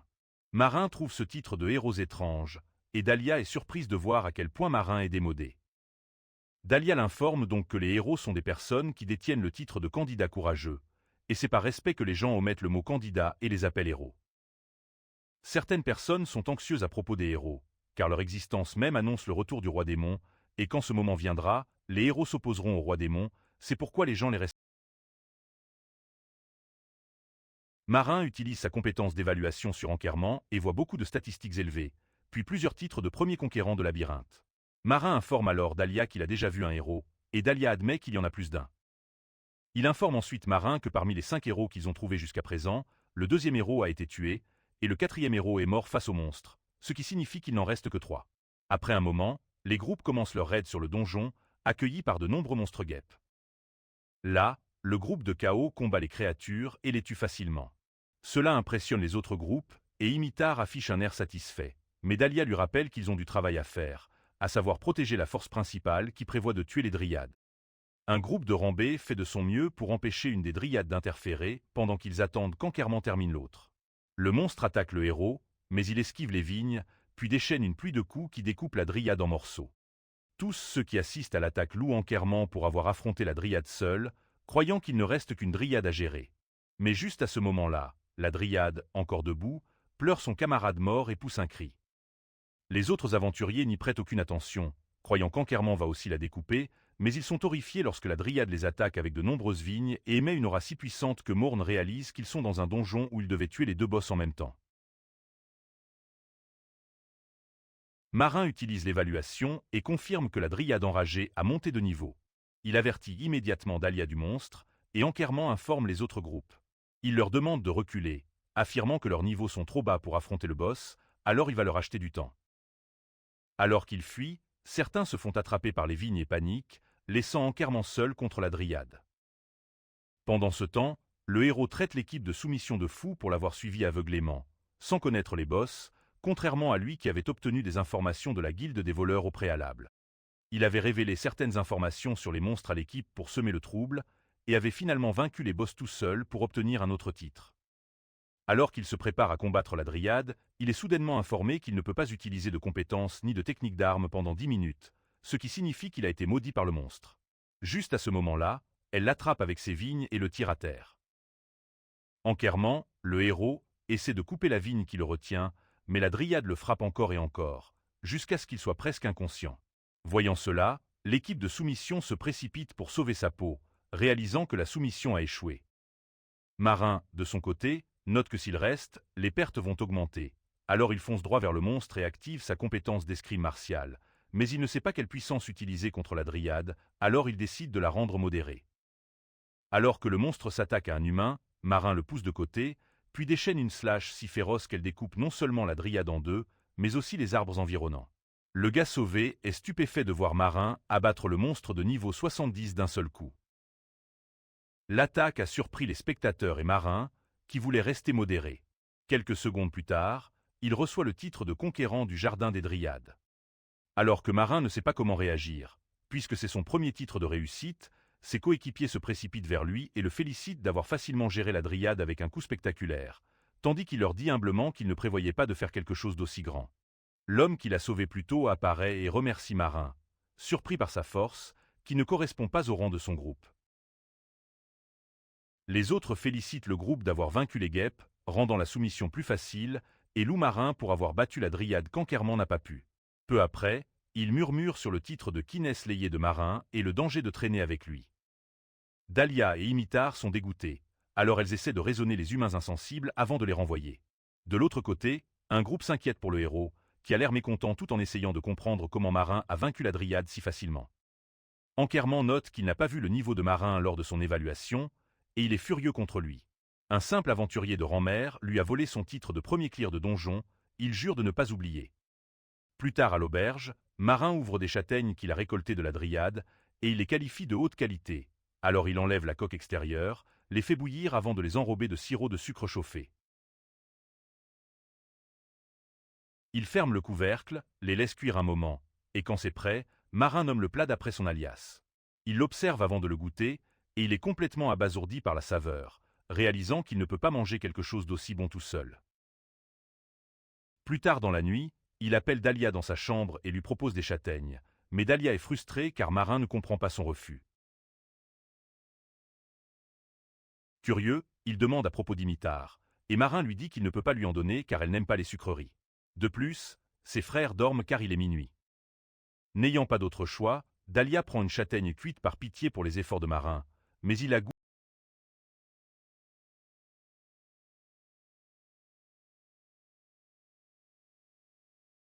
Ensuite, Dahlia note que la nourriture capture le goût de l'automne, et il apprend que Marin l'a nommé d'après lui. Surpris, Dahlia se demande pourquoi Marin a nommé le plat d'après lui, mais Marin lui dit que c'est l'inverse, et affirme que Dahlia a un faible pour les sucreries. Dahlia ne conteste pas et révèle plutôt que son mentor lui a appris à contrôler son appétit, et dans sa forêt, il ne pouvait pas manger beaucoup de fraises sauvages qui étaient la seule douceur qu'ils avaient. Là, Marin apprend à quel point le mentor de Dahlia est strict, et une fois que Dahlia mentionne son nom, Rose, Marin lui prend la main et décrit parfaitement Rose. Cela surprend Dahlia qui se demande comment Marin la connaît, mais au lieu de répondre, Marin lui demande de l'emmener dans sa forêt le lendemain. Le lendemain, Marin arrive dans la grande forêt d'Isura, au centre du continent. Il se souvient qu'il y a longtemps, un membre de son groupe de mages avait une meilleure amie elfe, et il avait fait une quête avec elle.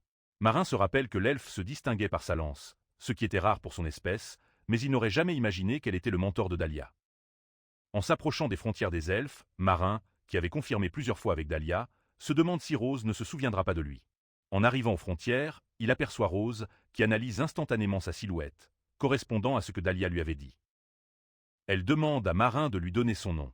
D'abord, il utilise son alias, puis se présente comme Charlotte, en disant que ça fait longtemps. Rose sourit et rit, disant qu'elle n'a pas entendu ce nom depuis longtemps. Puis elle lui demande comment il va et combien d'années se sont écoulées depuis leur dernière rencontre. Soulagé, Marin est content qu'elle se souvienne encore de lui, mais à sa grande surprise, elle s'approche et pointe sa lance vers son cou, exigeant de savoir qui il est et pourquoi il essaie de la tromper en prétendant être son ancien ami. Elle admet qu'il y avait quelqu'un nommé Charlotte, mais c'était il y a 100 ans, ce qui signifie qu'un humain ne pourrait pas être encore en vie. Pas convaincue, Rose lui demande de prouver son identité en lui disant le surnom qu'elle utilisait pour Charlotte. Marin marque une pause et se rappelle de sa première collaboration avec Carlos. À l'époque, Carlos avait vu sa force et voulait qu'il rejoigne son groupe, mais Marin avait d'abord refusé, jusqu'à ce que Carlos le convainque par Rose qu'il rencontrerait d'autres races. Intéressé, Marin est resté et Carlos lui a présenté Rose, et Marin lui a serré la main. Elle a trouvé son nom trop long, alors elle a décidé de l'appeler Char. Actuellement, Marin lui dit le surnom et elle réalise que c'est bien lui. Elle l'examine et note qu'il ne semble pas vieux, contrairement à la plupart des humains, mais il dissipe ses doutes en lui rappelant combien Carlos détestait ses madeleines et les lettres de fans qu'elle recevait pour les mercenaires. Après avoir confirmé que Marin est bien la personne qu'elle se rappelle, elle accepte et lui dit de la suivre, car elle a quelque chose à vérifier. En arrivant à sa cabane, elle lui offre du thé et s'excuse, disant que l'endroit est juste pour dormir. Là, Marin apprend qu'elle vit seule dans la cabane, car c'est plus facile pour elle de garder l'entrée de la forêt depuis là.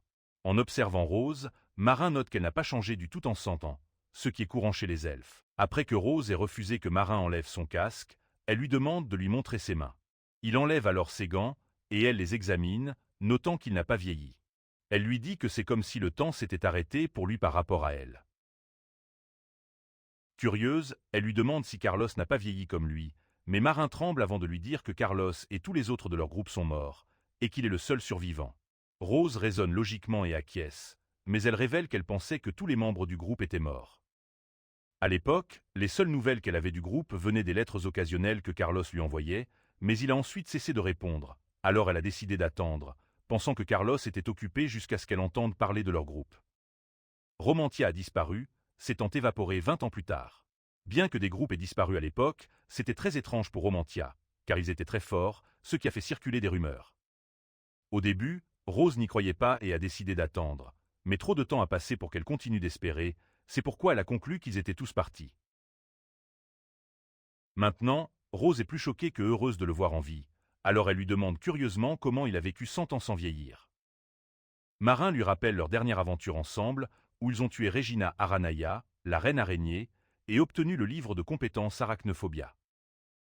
Rose répond positivement et raconte qu'elle était la seule à avoir de la magie d'évaluation, donc elle a évalué le livre pour lui. Marin lui dit ensuite que la raison pour laquelle il est encore en vie et celle pour laquelle ses camarades sont morts est à cause du livre. Raconte les événements, Morn explique comment son groupe était en mission pour chasser des gobelins dans une certaine forêt. Malheureusement, ils ont été confrontés à de nombreux autres monstres puissants qui ne devraient pas être dans la région. Pourtant, ils ont gardé leur formation, et avec Morn en bouclier, ils ont subjugué les créatures sans perte. Après leur victoire, l'équipe s'est réunie pour planifier la suite. Comme les gobelins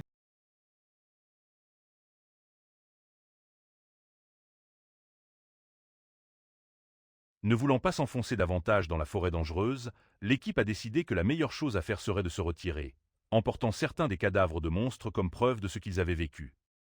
Mais avant qu'ils ne puissent agir, ils ont ressenti la présence d'un être mystérieux qui est soudainement apparu derrière eux. Ils ont immédiatement compris que quelque chose n'allait pas, alors ils se sont mis en formation, demandant à l'être de s'identifier. L'être a exprimé sa déception quant à la façon dont ils avaient détruit les monstres qu'il avait pris tant de temps à créer. Il s'est ensuite révélé, et à leur grande surprise, ils ont été stupéfaits de voir une créature écailleuse qui n'était ni humaine ni d'une autre race connue. Terrifié, Morn a essayé d'utiliser sa compétence d'évaluation pour vérifier ses statistiques, mais cela ne s'est pas bien terminé pour lui. Il a seulement pu confirmer que la créature n'était pas humaine, mais à ce moment-là, il a été projeté contre un arbre. L'être n'a pas apprécié qu'un simple humain ose regarder ses statistiques, alors il a décidé d'agir. À ce moment-là, l'équipe savait ce qui s'annonçait et s'est préparée au combat. Le guérisseur a immédiatement commencé à soigner Morn, déjà à moitié mort. L'être s'est présenté comme le dragon d'or, le plus fort et sage des dragons. En entendant cela, l'équipe savait qu'il n'avait aucune chance, même si Marin n'était pas blessé, et a donc conçu un plan d'évasion rapide. Avant qu'il ne puisse le mettre en œuvre, le dragon d'or, qui avait déjà anticipé tous leurs mouvements, a commencé à les abattre un par un. Hésitant à abandonner, le chef du groupe a essayé de gagner du temps pour que le guérisseur lance un sort de guérison de zone sur ses camarades en demandant ce que le dragon voulait. Le dragon a alors commencé à parler de son amour profond pour le roi démon, et donc a consacré sa vie à le ressusciter. Grâce au bavardage du dragon, Demion a pu préparer le sort, et tout le groupe a prévu de s'échapper dès que la guérison de masse aurait lieu. Mais ils ignoraient que le dragon avait compris. Juste avant l'activation du sort, il a interféré, tuant le guérisseur sur le champ. Enragée, la chef a chargé pour riposter, mais a été vaincue, à peine consciente. Marin a compris que pour gagner du temps pour ses coéquipiers blessés, il devait utiliser la compétence arachnophobie du livre de sorts. Il a donc activé le livre, mais s'est rendu compte qu'il était coincé dans une forme monstrueuse, sans dragon en vue. Pire encore, il se tenait au-dessus des corps sans vie de nombreux humains, y compris le 4e brave actuel. Stupéfait, il a reçu une notification du système, lui disant qu'il avait acquis le titre de Kines Leye. Il a alors compris ce qui s'était passé. En utilisant la compétence, il s'était transformé en un puissant monstre araignée et s'était perdu dans le processus, le conduisant à tuer d'innombrables humains, y compris les camarades qu'il avait essayé de sauver. Il a repris conscience grâce à une pierre de purification que le 4e brave avait avec lui. Quand il est revenu à lui, près d'un siècle s'était déjà écoulé. Marin craque complètement en racontant les événements à Rose, mais elle le rassure, ce n'était pas sa faute, il essayait juste de protéger ses coéquipiers. Il s'excuse cependant d'avoir tué son meilleur ami. Il explique que la raison pour laquelle il ne retire jamais son casque, c'est qu'en s'entend, ceux qui ont vu son visage ont totalement paniqué, le traitant de monstre. Il se souvient d'avoir annulé la compétence, mais n'a toujours pas le courage de montrer son visage à qui que ce soit, même pas à lui-même. Rose demande s'il en a parlé à ses camarades, mais il répond qu'il n'y arrive pas, car il pense que cela pourrait mettre fin à leur relation. Pourtant, elle insiste pour qu'il montre son visage avant même de se l'avouer, car ce qu'il craint, ce n'est pas son visage, mais la réaction des autres. Elle lui dit qu'il pourra affronter son apparence si ses coéquipiers l'acceptent, peu importe son apparence. En entendant cela, Marin reste hésitant, ne sachant pas s'il leur fait assez confiance, mais Rose le rassure.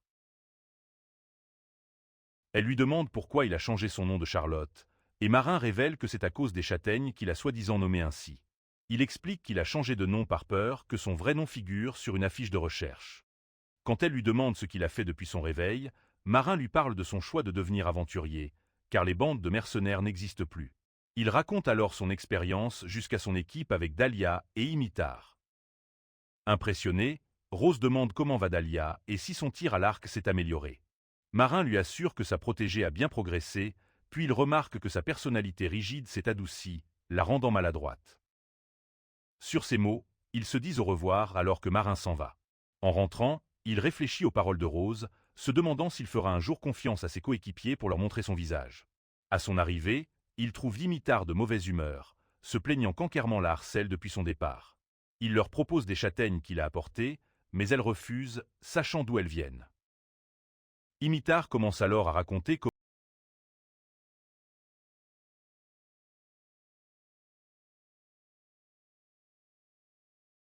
Elle raconte aussi qu'il a répandu de fausses rumeurs sur elle violant les règles de la guilde, et quand elle l'a confronté, il a simplement balayé cela d'un revers de main. Dahlia ajoute qu'au lieu de retourner à la capitale où il travaille, le héros mesquin les a suivis ici pour provoquer des bagarres. Pendant ce temps, les frères Dimitar, attirés par l'odeur des châtaignes, envolent et commencent à les manger. Quand Dimitar le découvre, elle essaie de les arrêter, mais il résiste, affirmant n'avoir jamais goûté quelque chose d'aussi divin. Marin évoque alors le deuxième brave, dont on dit qu'il a été assassiné, se demandant si cela pourrait être l'œuvre d'Enquerment. Mais Dahlia répond qu'Enquerment, bien que mesquin, ne semble pas assez audacieux pour faire cela. De plus, s'il avait ce genre de pouvoir, il ne se serait pas si mal débrouillé dans le donjon. Il mentionne alors une rumeur souterraine sur la mort du héros. Selon la rumeur, la personne responsable de la mort du deuxième brave serait le troisième. En entendant cela, Marin est complètement choqué, ne croyant pas qu'un brave puisse commettre une telle atrocité. Dahlia ajoute que bien que ce ne soit qu'une rumeur, cela soulève des soupçons. En effet, le jour de la mort du deuxième brave, un énorme tonnerre a retenti dans la capitale, ce qui était étrange car le ciel était clair. Les gens ont alors cru que le tonnerre avait été causé artificiellement, et le troisième brave était un maître bien connu de la magie de la foudre. On le savait capable d'électrocuter quiconque l'énervait, d'où la distance que les gens gardaient avec lui. Même s'ils ont des spéculations sur la mort du deuxième brave, personne n'ose l'affronter ou même parler de ce qui s'est passé, de peur de ce qu'il pourrait leur faire. La capitale royale a ensuite annoncé que le deuxième brave était simplement mort au combat en défendant les nobles contre des assassins. Dimitar remarque que pour une raison étrange, tous les braves semblent avoir quelques vis-vis dans la tête. Elle mentionne qu'elle compte frapper Enquerment s'il l'embête encore, mais Dahlia la met en garde, disant que cela pourrait lui attirer de graves ennuis. En pensant au nombre de titres de premier donjon qu'Enquerment possède, Marin finit par comprendre la source de leur conflit. Puisque l'une des conditions pour devenir brave est de posséder un titre de premier donjon, il réalise que le brave n'aime pas l'idée qu'il en acquiert un. Ensemble, le groupe conclut qu'il le voit probablement comme une menace, et qu'il a décidé de s'en prendre à son équipe juste pour le provoquer. Pendant leur discussion, Dimitar surprend ses frères en train de voler des châtaignes, alors elle les gronde en les tirant avec elle. Pendant ce temps, Marin réfléchit aux paroles de Rose, se demandant si ses coéquipiers le traiteraient toujours de la même manière lorsqu'il leur montrerait enfin son visage. Le lendemain, l'équipe entre dans un donjon où elle est accompagnée d'une horde de slims mutants qui s'avèrent assez résistants. Tandis que l'équipe travaille ensemble pour les éliminer, Marin se perd dans ses pensées sur certaines théories.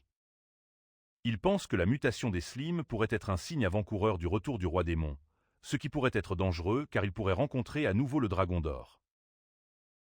Réalisant le sort qui pourrait les attendre, il commence à paniquer car Dimitar et Dahlia sont encore bien plus faibles que ses anciens coéquipiers. Il ne se doute pas qu'un slim charge déjà vers lui pour attaquer. Juste avant que l'attaque ne touche, Dahlia le pousse, prenant le coup à sa place. Dimitar utilise alors son attaque de feu explosif pour finir les créatures restantes. À ce moment-là, Marin reprend ses esprits et réalise l'ampleur des dégâts qu'il a causés. Il gronde immédiatement Dahlia pour avoir agi de manière imprudente, mais elle essaie de minimiser en restant détachée. Heureusement, Dimitar peut le soigner, mais Marin se sent toujours secoué par cet acte. Il souligne qu'en tant que bouclier, c'est à lui de subir les attaques ennemies, et non l'inverse. Dahlia intervient alors en disant qu'il ne pourrait jamais rester là à regarder son coéquipier se faire blesser, même s'il n'est qu'un humain avec une courte espérance de vie. Ému, Marin s'excuse silencieusement de lui avoir causé du tort, promettant d'être plus attentif lors de leurs futures expéditions. Sur le chemin du retour, Dimitar et Dahlia discutent secrètement de combien Marin a changé depuis qu'il a rencontré Rose. Dimitar pense à poser des questions, mais un problème urgent survient. Dahlia entend un monstre attaquer un groupe à proximité, et ils y vont immédiatement. Sur les lieux, un puissant monstre d'ombre attaque quelques gardes qui tentent désespérément de l'empêcher d'atteindre une charrette voisine. Fr. Alors qu'il prend l'avantage et tente de tuer les gardes, Dimitar et Dahlia arrivent pour l'arrêter, mais il reste difficile à vaincre. Marin doit intervenir et le termine facilement. Fr. Pendant que le trio se demande pourquoi ils ont décidé de sauver des humains au hasard, un nain sort de la charrette, les remerciant de les avoir sauvés. Fr. Peu après, une jeune naine apparaît aussi, demandant si c'était eux qui les avaient sauvés. En la voyant, Dimitar et Dahlia s'agenouillent, laissant Marin perplexe. Fr. Lorsqu'il demande qui elle est,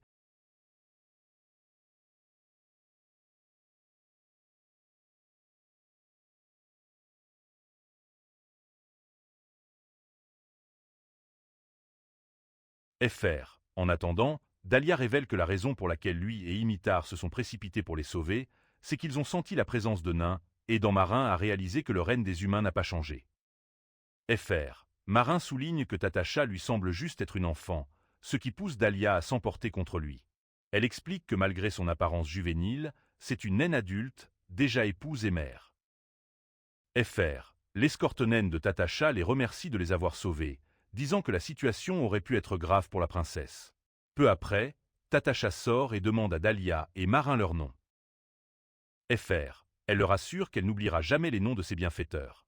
Avant de partir, elle déclare que quelque chose de petit et rouge leur ira bien, les laissant perplexes.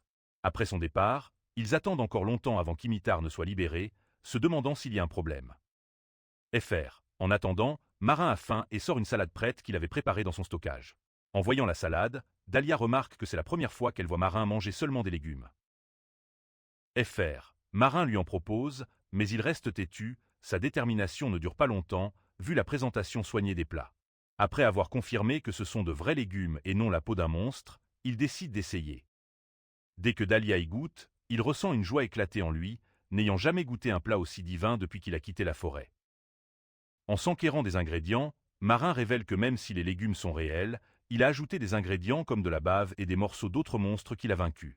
En entendant cela, Dahlia entre dans une rage et l'accuse de lui faire manger un monstre encore une fois. À ce moment-là, Emotar sort, l'air aussi épuisé que quelqu'un ayant vu un fantôme. Lorsqu'on lui demande, elle révèle qu'elle a dû faire de nombreuses déclarations et remplir d'innombrables documents sur ce qui s'est passé. Elle partage aussi avec enthousiasme qu'elle a été promue au rang B par la guilde. Bien qu'elle soit maintenant B, le groupe est toujours reconnu comme un groupe C à cause des deux autres membres, donc il voit cela comme une voie pour monter en grade. Quand Emotar revient à la guilde pour son certificat, Marin demande à Elian, le vice-maître, s'il a des infos sur le dragon d'or. Elian, né à l'époque, trouve inapproprié de raconter l'histoire. Il lui indique alors Daisy, la réceptionniste de la guilde, la plus ancienne membre.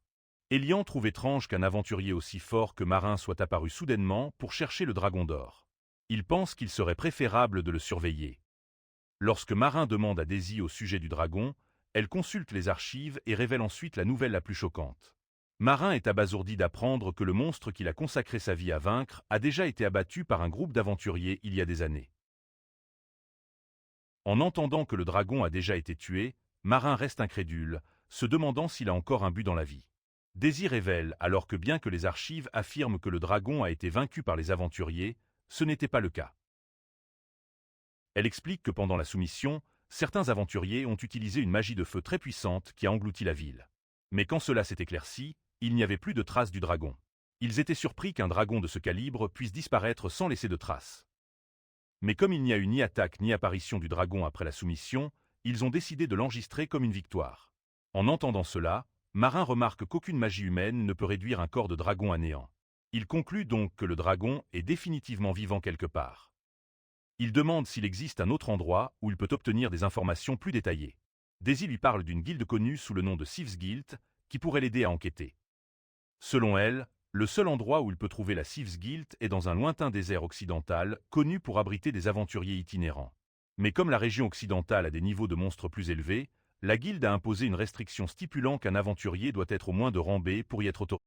Ces informations donnent à Marin toute la motivation nécessaire pour être promu, car il doit rassembler le plus d'informations possible sur le dragon d'or. Le groupe passe alors les jours suivants à accepter le plus de quêtes possibles, attirant l'attention des autres aventuriers. En conséquence, des rumeurs commencent à circuler non seulement sur leurs exploits, mais aussi sur les habitudes alimentaires de Marin. Lorsqu'ils rentrent d'une quête un jour, Imitar et Dahlia se remémorent le traumatisme que Marin leur a causé en essayant de consommer 15 types différents de slim. Après que leur quête ait été vérifiée à la guilde, Marin et Dahlia sont enfin promus au rang B, élevant également le rang du groupe. Pendant que les documents sont finalisés, Imitar évoque au hasard un festival qui aura bientôt lieu, et ils décident d'y assister pour se détendre après leur marathon. Quelques instants plus tard, Encorement apparaît, mettant le groupe sur les nerfs.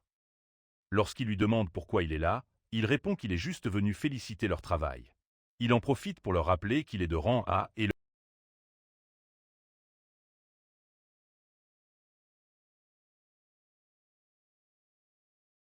Cette fois, Encormant demande publiquement pourquoi il n'a toujours pas montré son visage, attirant l'attention des aventuriers à proximité.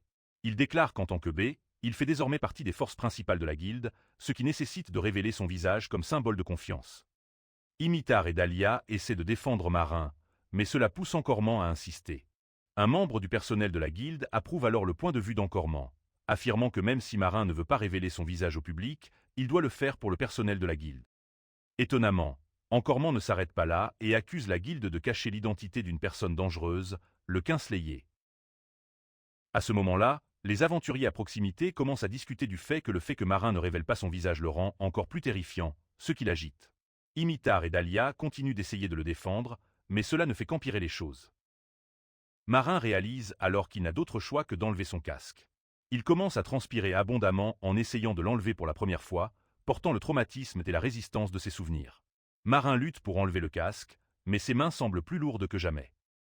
Alors qu'il transpire à grosses gouttes, Encormant se moque de lui pour son incapacité à révéler son visage malgré toute cette attention. Il menace ensuite de demander officiellement une enquête à la guilde sur la façon dont Marin a obtenu le titre de Quinslayer.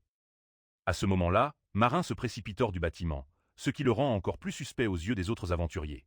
Dès qu'il sort, Imitar confronte Encormant qui continue de parler de son opinion selon laquelle Marin est un criminel. Elle menace de lui arracher la tête s'il ne se tait pas. S'attendant à ce que le héros mesquin ne l'écoute pas agacé, elle essaie d'attaquer mais est immédiatement avertie par Dahlia, qui lui dit qu'elle commettrait un crime et mettrait en péril le statut d'aventurier du groupe si elle touche un brave. Il quitte alors le bâtiment la tête baissée. Pendant ce temps, alors que Marin essaie de s'éloigner le plus possible de la civilisation, il se demande pourquoi il a choisi de fuir de manière pathétique, pensant aux implications que cela aura pour ses coéquipiers. Lorsqu'il s'éloigne enfin suffisamment, il enlève toute son armure pour la première fois et se change en vêtements normaux. Il essaie ensuite de toucher son visage, mais panique et conclut qu'il a toujours l'apparence d'un monstre. Sans hésiter, il remet son armure. Voyant que la guilde a rendu obligatoire la révélation de son visage avant de devenir un B certifié, Marin se sent dans une impasse.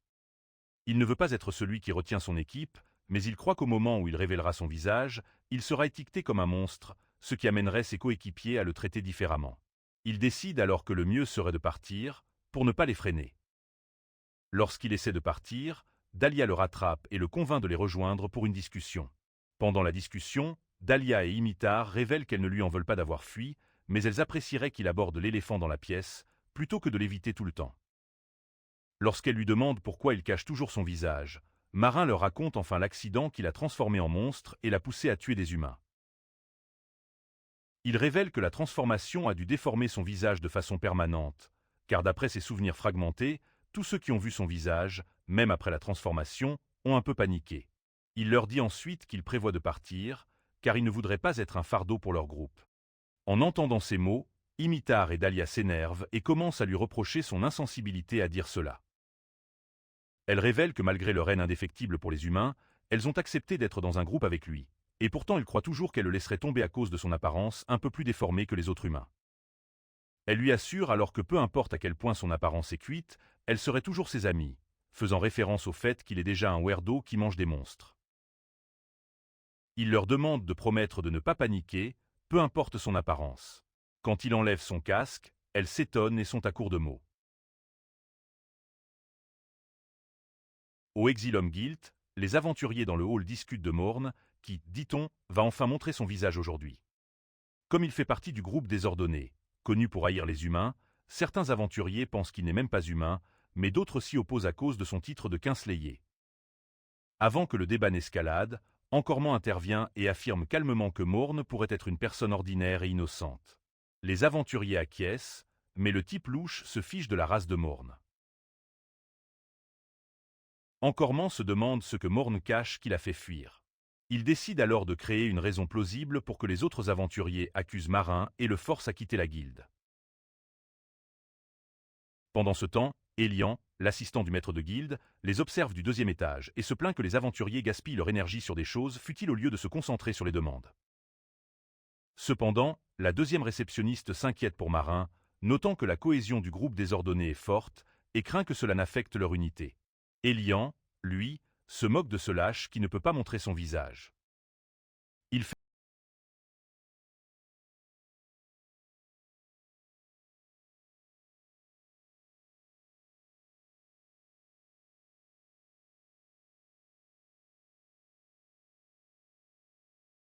Les aventuriers, eux, sont plus polyvalents, moins susceptibles de commettre des crimes et capables de gérer des tâches au-delà du combat. Ce stigmate a poussé de nombreux mercenaires à rejoindre la guilde Exilum. De plus, Elian avoue qu'il n'aime pas encore non plus, mais trouve la situation autour de Morn inquiétante. Peu après, le groupe chaotique arrive au hall de la guilde et les autres aventuriers en parlent. Quand l'admin demande à Marin s'il est à l'aise d'être coincé en public, Dahlia sent son hésitation et essaie de le rassurer. Il lui dit de croire en eux, et le pleurnichard décide de le faire. Peu après, Marin enlève son casque et la révélation choque tout le monde dans le hall. L'encorement garde son attitude hautaine, mais en voyant le visage de Marin, son expression s'effondre. La beauté éclatante de Marin fait douter les spectateurs de sa race. Aucun humain ordinaire ne devrait être aussi beau. Certains doutent même de son genre, car il est plus joli que la plupart des femmes. Alors que les rumeurs circulent, Imitar dit que ce n'est pas grave, mais Dahlia lui rappelle la nuit précédente où le cauchemar a révélé son visage. Dahlia et Imitar restent figés d'étonnement. Imitar a brisé son casque et a menacé d'exploser la tête de Marin s'il trompait encore les gens. Marin insiste sur sa laideur, mais Imitar veut lui donner une leçon. Heureusement, Dahlia le retient pour calmer la mutante furieuse. Ensuite, Dahlia demande pourquoi Marin se voit comme un monstre malgré son joli visage, et Marin finit par s'ouvrir. Il se rappelle parfois l'accident du passé, qui se mélange à ses souvenirs actuels, lui faisant oublier à quoi il ressemble vraiment. La peur et la résistance l'ont empêché de se regarder dans le miroir. Maintenant, Marin se demande s'il sera convoqué au château royal si quelqu'un le reconnaît. Dahlia et Imitar chassent les aventuriers qui le fixent. Certains aventuriers se tournent vers Encorement pour son avis, mais il est introuvable. Dans une ruelle, il frappe un mur pour évacuer sa frustration, mais un criminel s'approche pour le voler sous la menace d'une arme. Avant que l'homme ne finisse ses exigences, Encorement le décapite et se demande pourquoi Marin a caché son visage sous un casque. Il se persuade que Marin a tendu un piège. Il pense que Marin a volé son titre de premier à avoir nettoyé un donjon et veut maintenant ternir sa réputation de héros. Juste à ce moment, son subordonné arrive et lui demande s'il a fini. Encorement sourit faussement et décide de retourner à la capitale. Il ordonne à son subordonné de nettoyer les restes du malotru qui l'a menacé. Ce dernier accepte et dit que les arrangements de charrette seront faits après. En réfléchissant, Encorement conclut que Marin complote pour voler sa grande renommée et jure de le faire regretter d'avoir défié un héros. Le jour du festival du Nouveau Soleil, célébré dans un drame alors que l'été approche, la musique emplit les rues, les gens dansent sous le soleil brûlant, et tout le monde se régale de mériches et d'alcool. Dans une taverne animée, Imitar trinque avec ses compagnons et propose un toast, décidant de profiter pleinement du festival et de célébrer les résultats de leur travail acharné. Peu après, Dahlia remarque l'expression gênée sur le visage de Marin, tout en rayonnant de beauté. Imitar blâme l'air abattu de Marin sur Dahlia, qui l'a fait essayer des vêtements pendant 3 heures. Imitar ajoute que Dahlia avait l'air possédée à ce moment-là, ce qui était un peu effrayant. De son côté, Marin dit qu'il n'a pas besoin de tant de vêtements. Mais Dahlia se moque de son avis. Puisqu'il est si beau, Dahlia insiste sur le fait qu'il doit s'habiller d'une manière qui corresponde à son visage. Imitar est également d'accord et lui dit de s'habiller plus souvent, laissant Marin se demander comment il a fini par être celui en faute. Peu après, Marin réalise que cela fait longtemps qu'il n'est pas sorti sans son casque. Presque immédiatement, des dames qui passent le remarquent et commencent à admirer son apparence. Mais leurs regards mettent Marin mal à l'aise. Imitar lui conseille d'apprendre un peu de sens de la mode auprès de Dahlia pendant la période festive, mais voit bientôt le lâche se couvrir la tête avec un sac en papier. Dahlia et Imitar le pressent de l'enlever. Mais il s'inquiète du regard des autres. Se rappelant combien de temps il a été caché derrière un casque, le groupe lui laisse le temps de s'habituer à montrer son visage. Soudain, Marin entend la musique de la taverne et voit des enfants danser joyeusement, ce qui ravive ses souvenirs. Dans le passé, un marin plus jeune était seul, regardant les enfants danser. Une religieuse s'approche et lui demande pourquoi il ne danse pas. Il répond qu'il ne peut pas. Elle lui dit que ce n'est pas grave, puis lui fait la leçon sur les festivals, expliquant que tout le monde devrait s'amuser, peu importe ses compétences en danse. Elle l'entraîne dans le groupe et il danse avec les autres enfants. De retour au présent, Marin continue de regarder la musique et les enfants dansant. En remarquant la musique et la danse, Imitar demande ce que c'était. Marin leur parle de la danse folklorique. Cela intéresse Imitar, mais Dahlia n'est pas intéressée à imiter les humains qu'elle méprise tant. Imitar demande à Marin de leur apprendre à danser folkloriquement, mais il admet qu'il n'est pas un bon danseur. Pourtant, Imitar insiste que cela n'a pas d'importance, car elle pense que les festivals sont pour tout le monde, et ces mots donnent à Marin un fort sentiment de déjà-vu. Ignorant les protestations de Dahlia, Imitar l'entraîne, elle et Marin, sur la piste de danse. Elle lui enlève le sac en papier, disant qu'il n'en a pas besoin pour danser. Dès que son visage apparaît, les enfants l'invitent à danser, et le vide de 100 ans de Marin commence à se combler. Pendant que Dahlia et Imitar se moquent des talents de danse de Marin, il attire de plus en plus l'attention.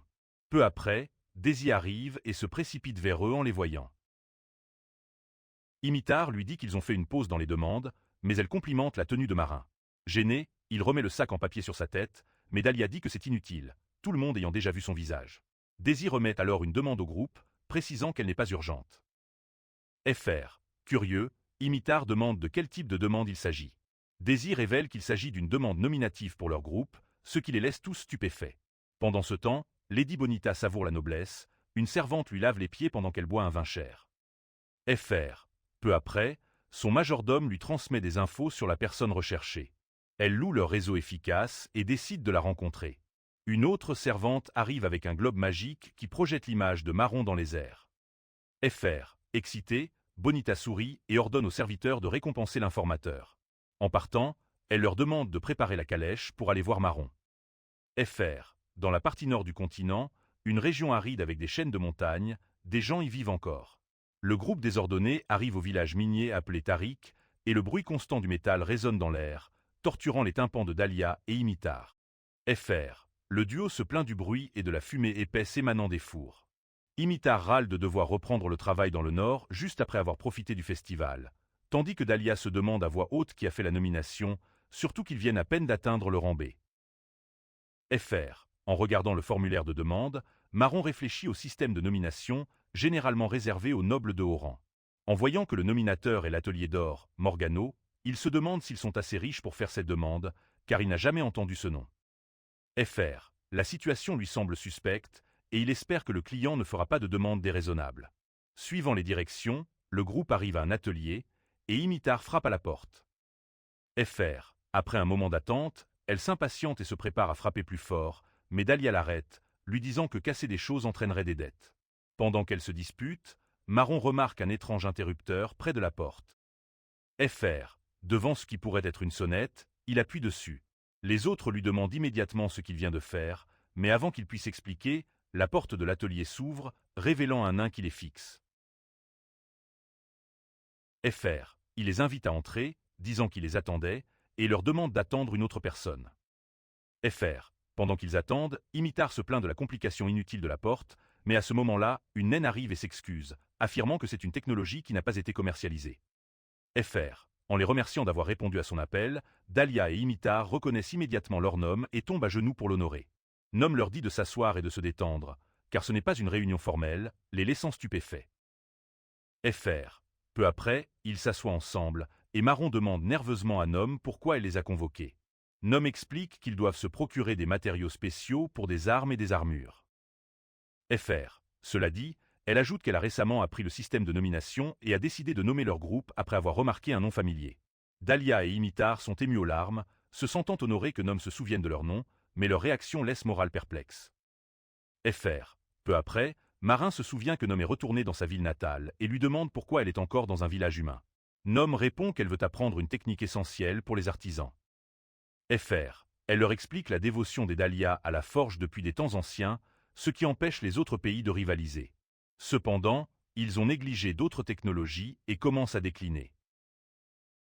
FR. À cause du revival imminent du Seigneur Démon, même les Dahlia de sa ville natale ne se concentrent que sur la fabrication d'armes et d'armures, ce que Nom ne voit pas comme un vrai progrès. FR. Elle leur parle ensuite d'une technique intrigante qu'elle a découverte dans le royaume humain, ce qui surprend Morale. Avant qu'elle ne puisse en dire plus, Dahlia demande quelle technique humaine pourrait intéresser les nains, considérés comme les sommets de la technologie. FR. Dahlia et Imitar restent figés d'incrédulité lorsque Nom révèle sa technique de cuisine. Elle explique que chacun mange ce qui leur donne de la force pour travailler, plutôt qu'un bon repas. Insatisfaite, elle décide de ne pas retourner chez elle tant qu'elle n'a pas maîtrisé de vraies techniques culinaires. FR. Ensuite, Nom leur demande de lui parler de leur culture culinaire plus tard, mais Dahlia et Imitar se tournent instinctivement vers Moron. Nom recentre la conversation sur l'objectif et leur demande d'écouter attentivement. FR. Plus tard, le groupe désordonné entre dans la grotte de la nuit, très sombre. À la demande de Dahlia, Imitar éclaire l'endroit, et Dahlia consulte le formulaire de demande pour informer les autres des matériaux à trouver. FR. Ensuite, Imitar note qu'il n'y a ni minéraux ni monstres ici, mais Dahlia dit qu'ils doivent aller plus loin pour en rencontrer. FR. De son côté, Moron commence à réfléchir à quel type de monstre ferait un bon repas pour les nains, espérant qu'il pourrait être plus ouvert à une cuisine de monstres bien préparés que les humains. Sentant ses pensées, Dahlia et Imitar paniquent immédiatement, décidant de l'arrêter à tout prix. FR. En avançant, ils découvrent des minéraux, mais Dahlia confirme rapidement qu'ils ne sont pas ce qu'ils recherchent. Imitar suggère alors d'aller un peu plus loin. Soudain, les oreilles de Dahlia s'agitent en entendant un bruit étrange, et Imitar les avertit qu'une chose approche. FR. Avant qu'ils ne la localisent, la créature éclate le mur de la grotte, envoyant des débris qui font tomber Imitar. Dahlia vérifie qu'elle n'est pas blessée, mais Imitar lui dit de regarder derrière. FR. À la surprise de Dahlia, il se retourne et aperçoit un monstre taureau, le Catoblipu. Moron prend position, remarquant que le monstre n'est pas très puissant, ce qui fait que les aventuriers baissent leur garde. FR. Mais le véritable danger, c'est l'œil cyclopéen. Regardez directement dedans vous pétrifie. Dahlia demande à Maren s'il est prêt, et il répond qu'il attaquera la créature une fois immobilisée, comme prévu. FR. Maren active l'œil de l'esprit, se disant que s'il neutralise l'œil du monstre, il pourra le capturer facilement et protéger ses coéquipiers. Le monstre s'approche et le frappe, ou du moins c'est ce que tout le monde croyait. FR. Maren saisit instinctivement les cornes et l'arrête avec sa force brute. Dahlia et Imitar se précipitent pour l'aider, lui demandant de tenir le monstre un moment. Mais Maren donne un coup de tête à l'œil cyclopéen, faisant grogner le monstre. FR. Les autres sont surpris et disent à Maren qu'ils s'occuperont du reste. Mais la créature crie sous l'impact et tombe, les choquant par sa force.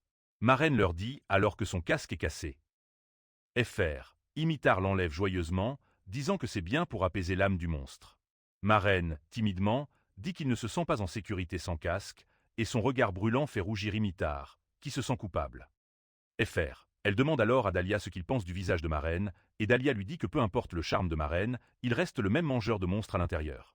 L'homme du moment observe sa proie et coupe les pattes arrière, pensant que ce sera plus savoureux, car c'est là que le monstre génère sa puissance. FR. Plus que jamais, ses coéquipiers lui déconseillent de manger la viande, car les Catoblipus sont très venimeux, mais Moron ajoute un antidote à la viande, puis la coupe en morceaux adaptés à sa bouche. FR. À l'apparence de la viande, Maren trouve qu'elle semble douteuse, mais en la prenant, il constate qu'elle est plus tendre et juteuse que prévu. FR. Dahlia l'avertit à nouveau sur la toxicité du monstre, mais Moron les rassure que tout ira bien et goûte, ignorant leurs avertissements. Après quelques bouchées, Maren note que ça a le goût de bœuf, mais la texture est très similaire à celle du poisson. En savourant, il est choqué quand la viande fond sur sa langue, imaginant à quel point elle serait belle grillée. Imitar, qui observe Moron, est tenté d'essayer la viande, mais Dahlia la rappelle à l'ordre en lui disant que Moron est tout sauf normal. Elle acquiesce et elles grinceront des dents en voyant Maren commettre un tabou.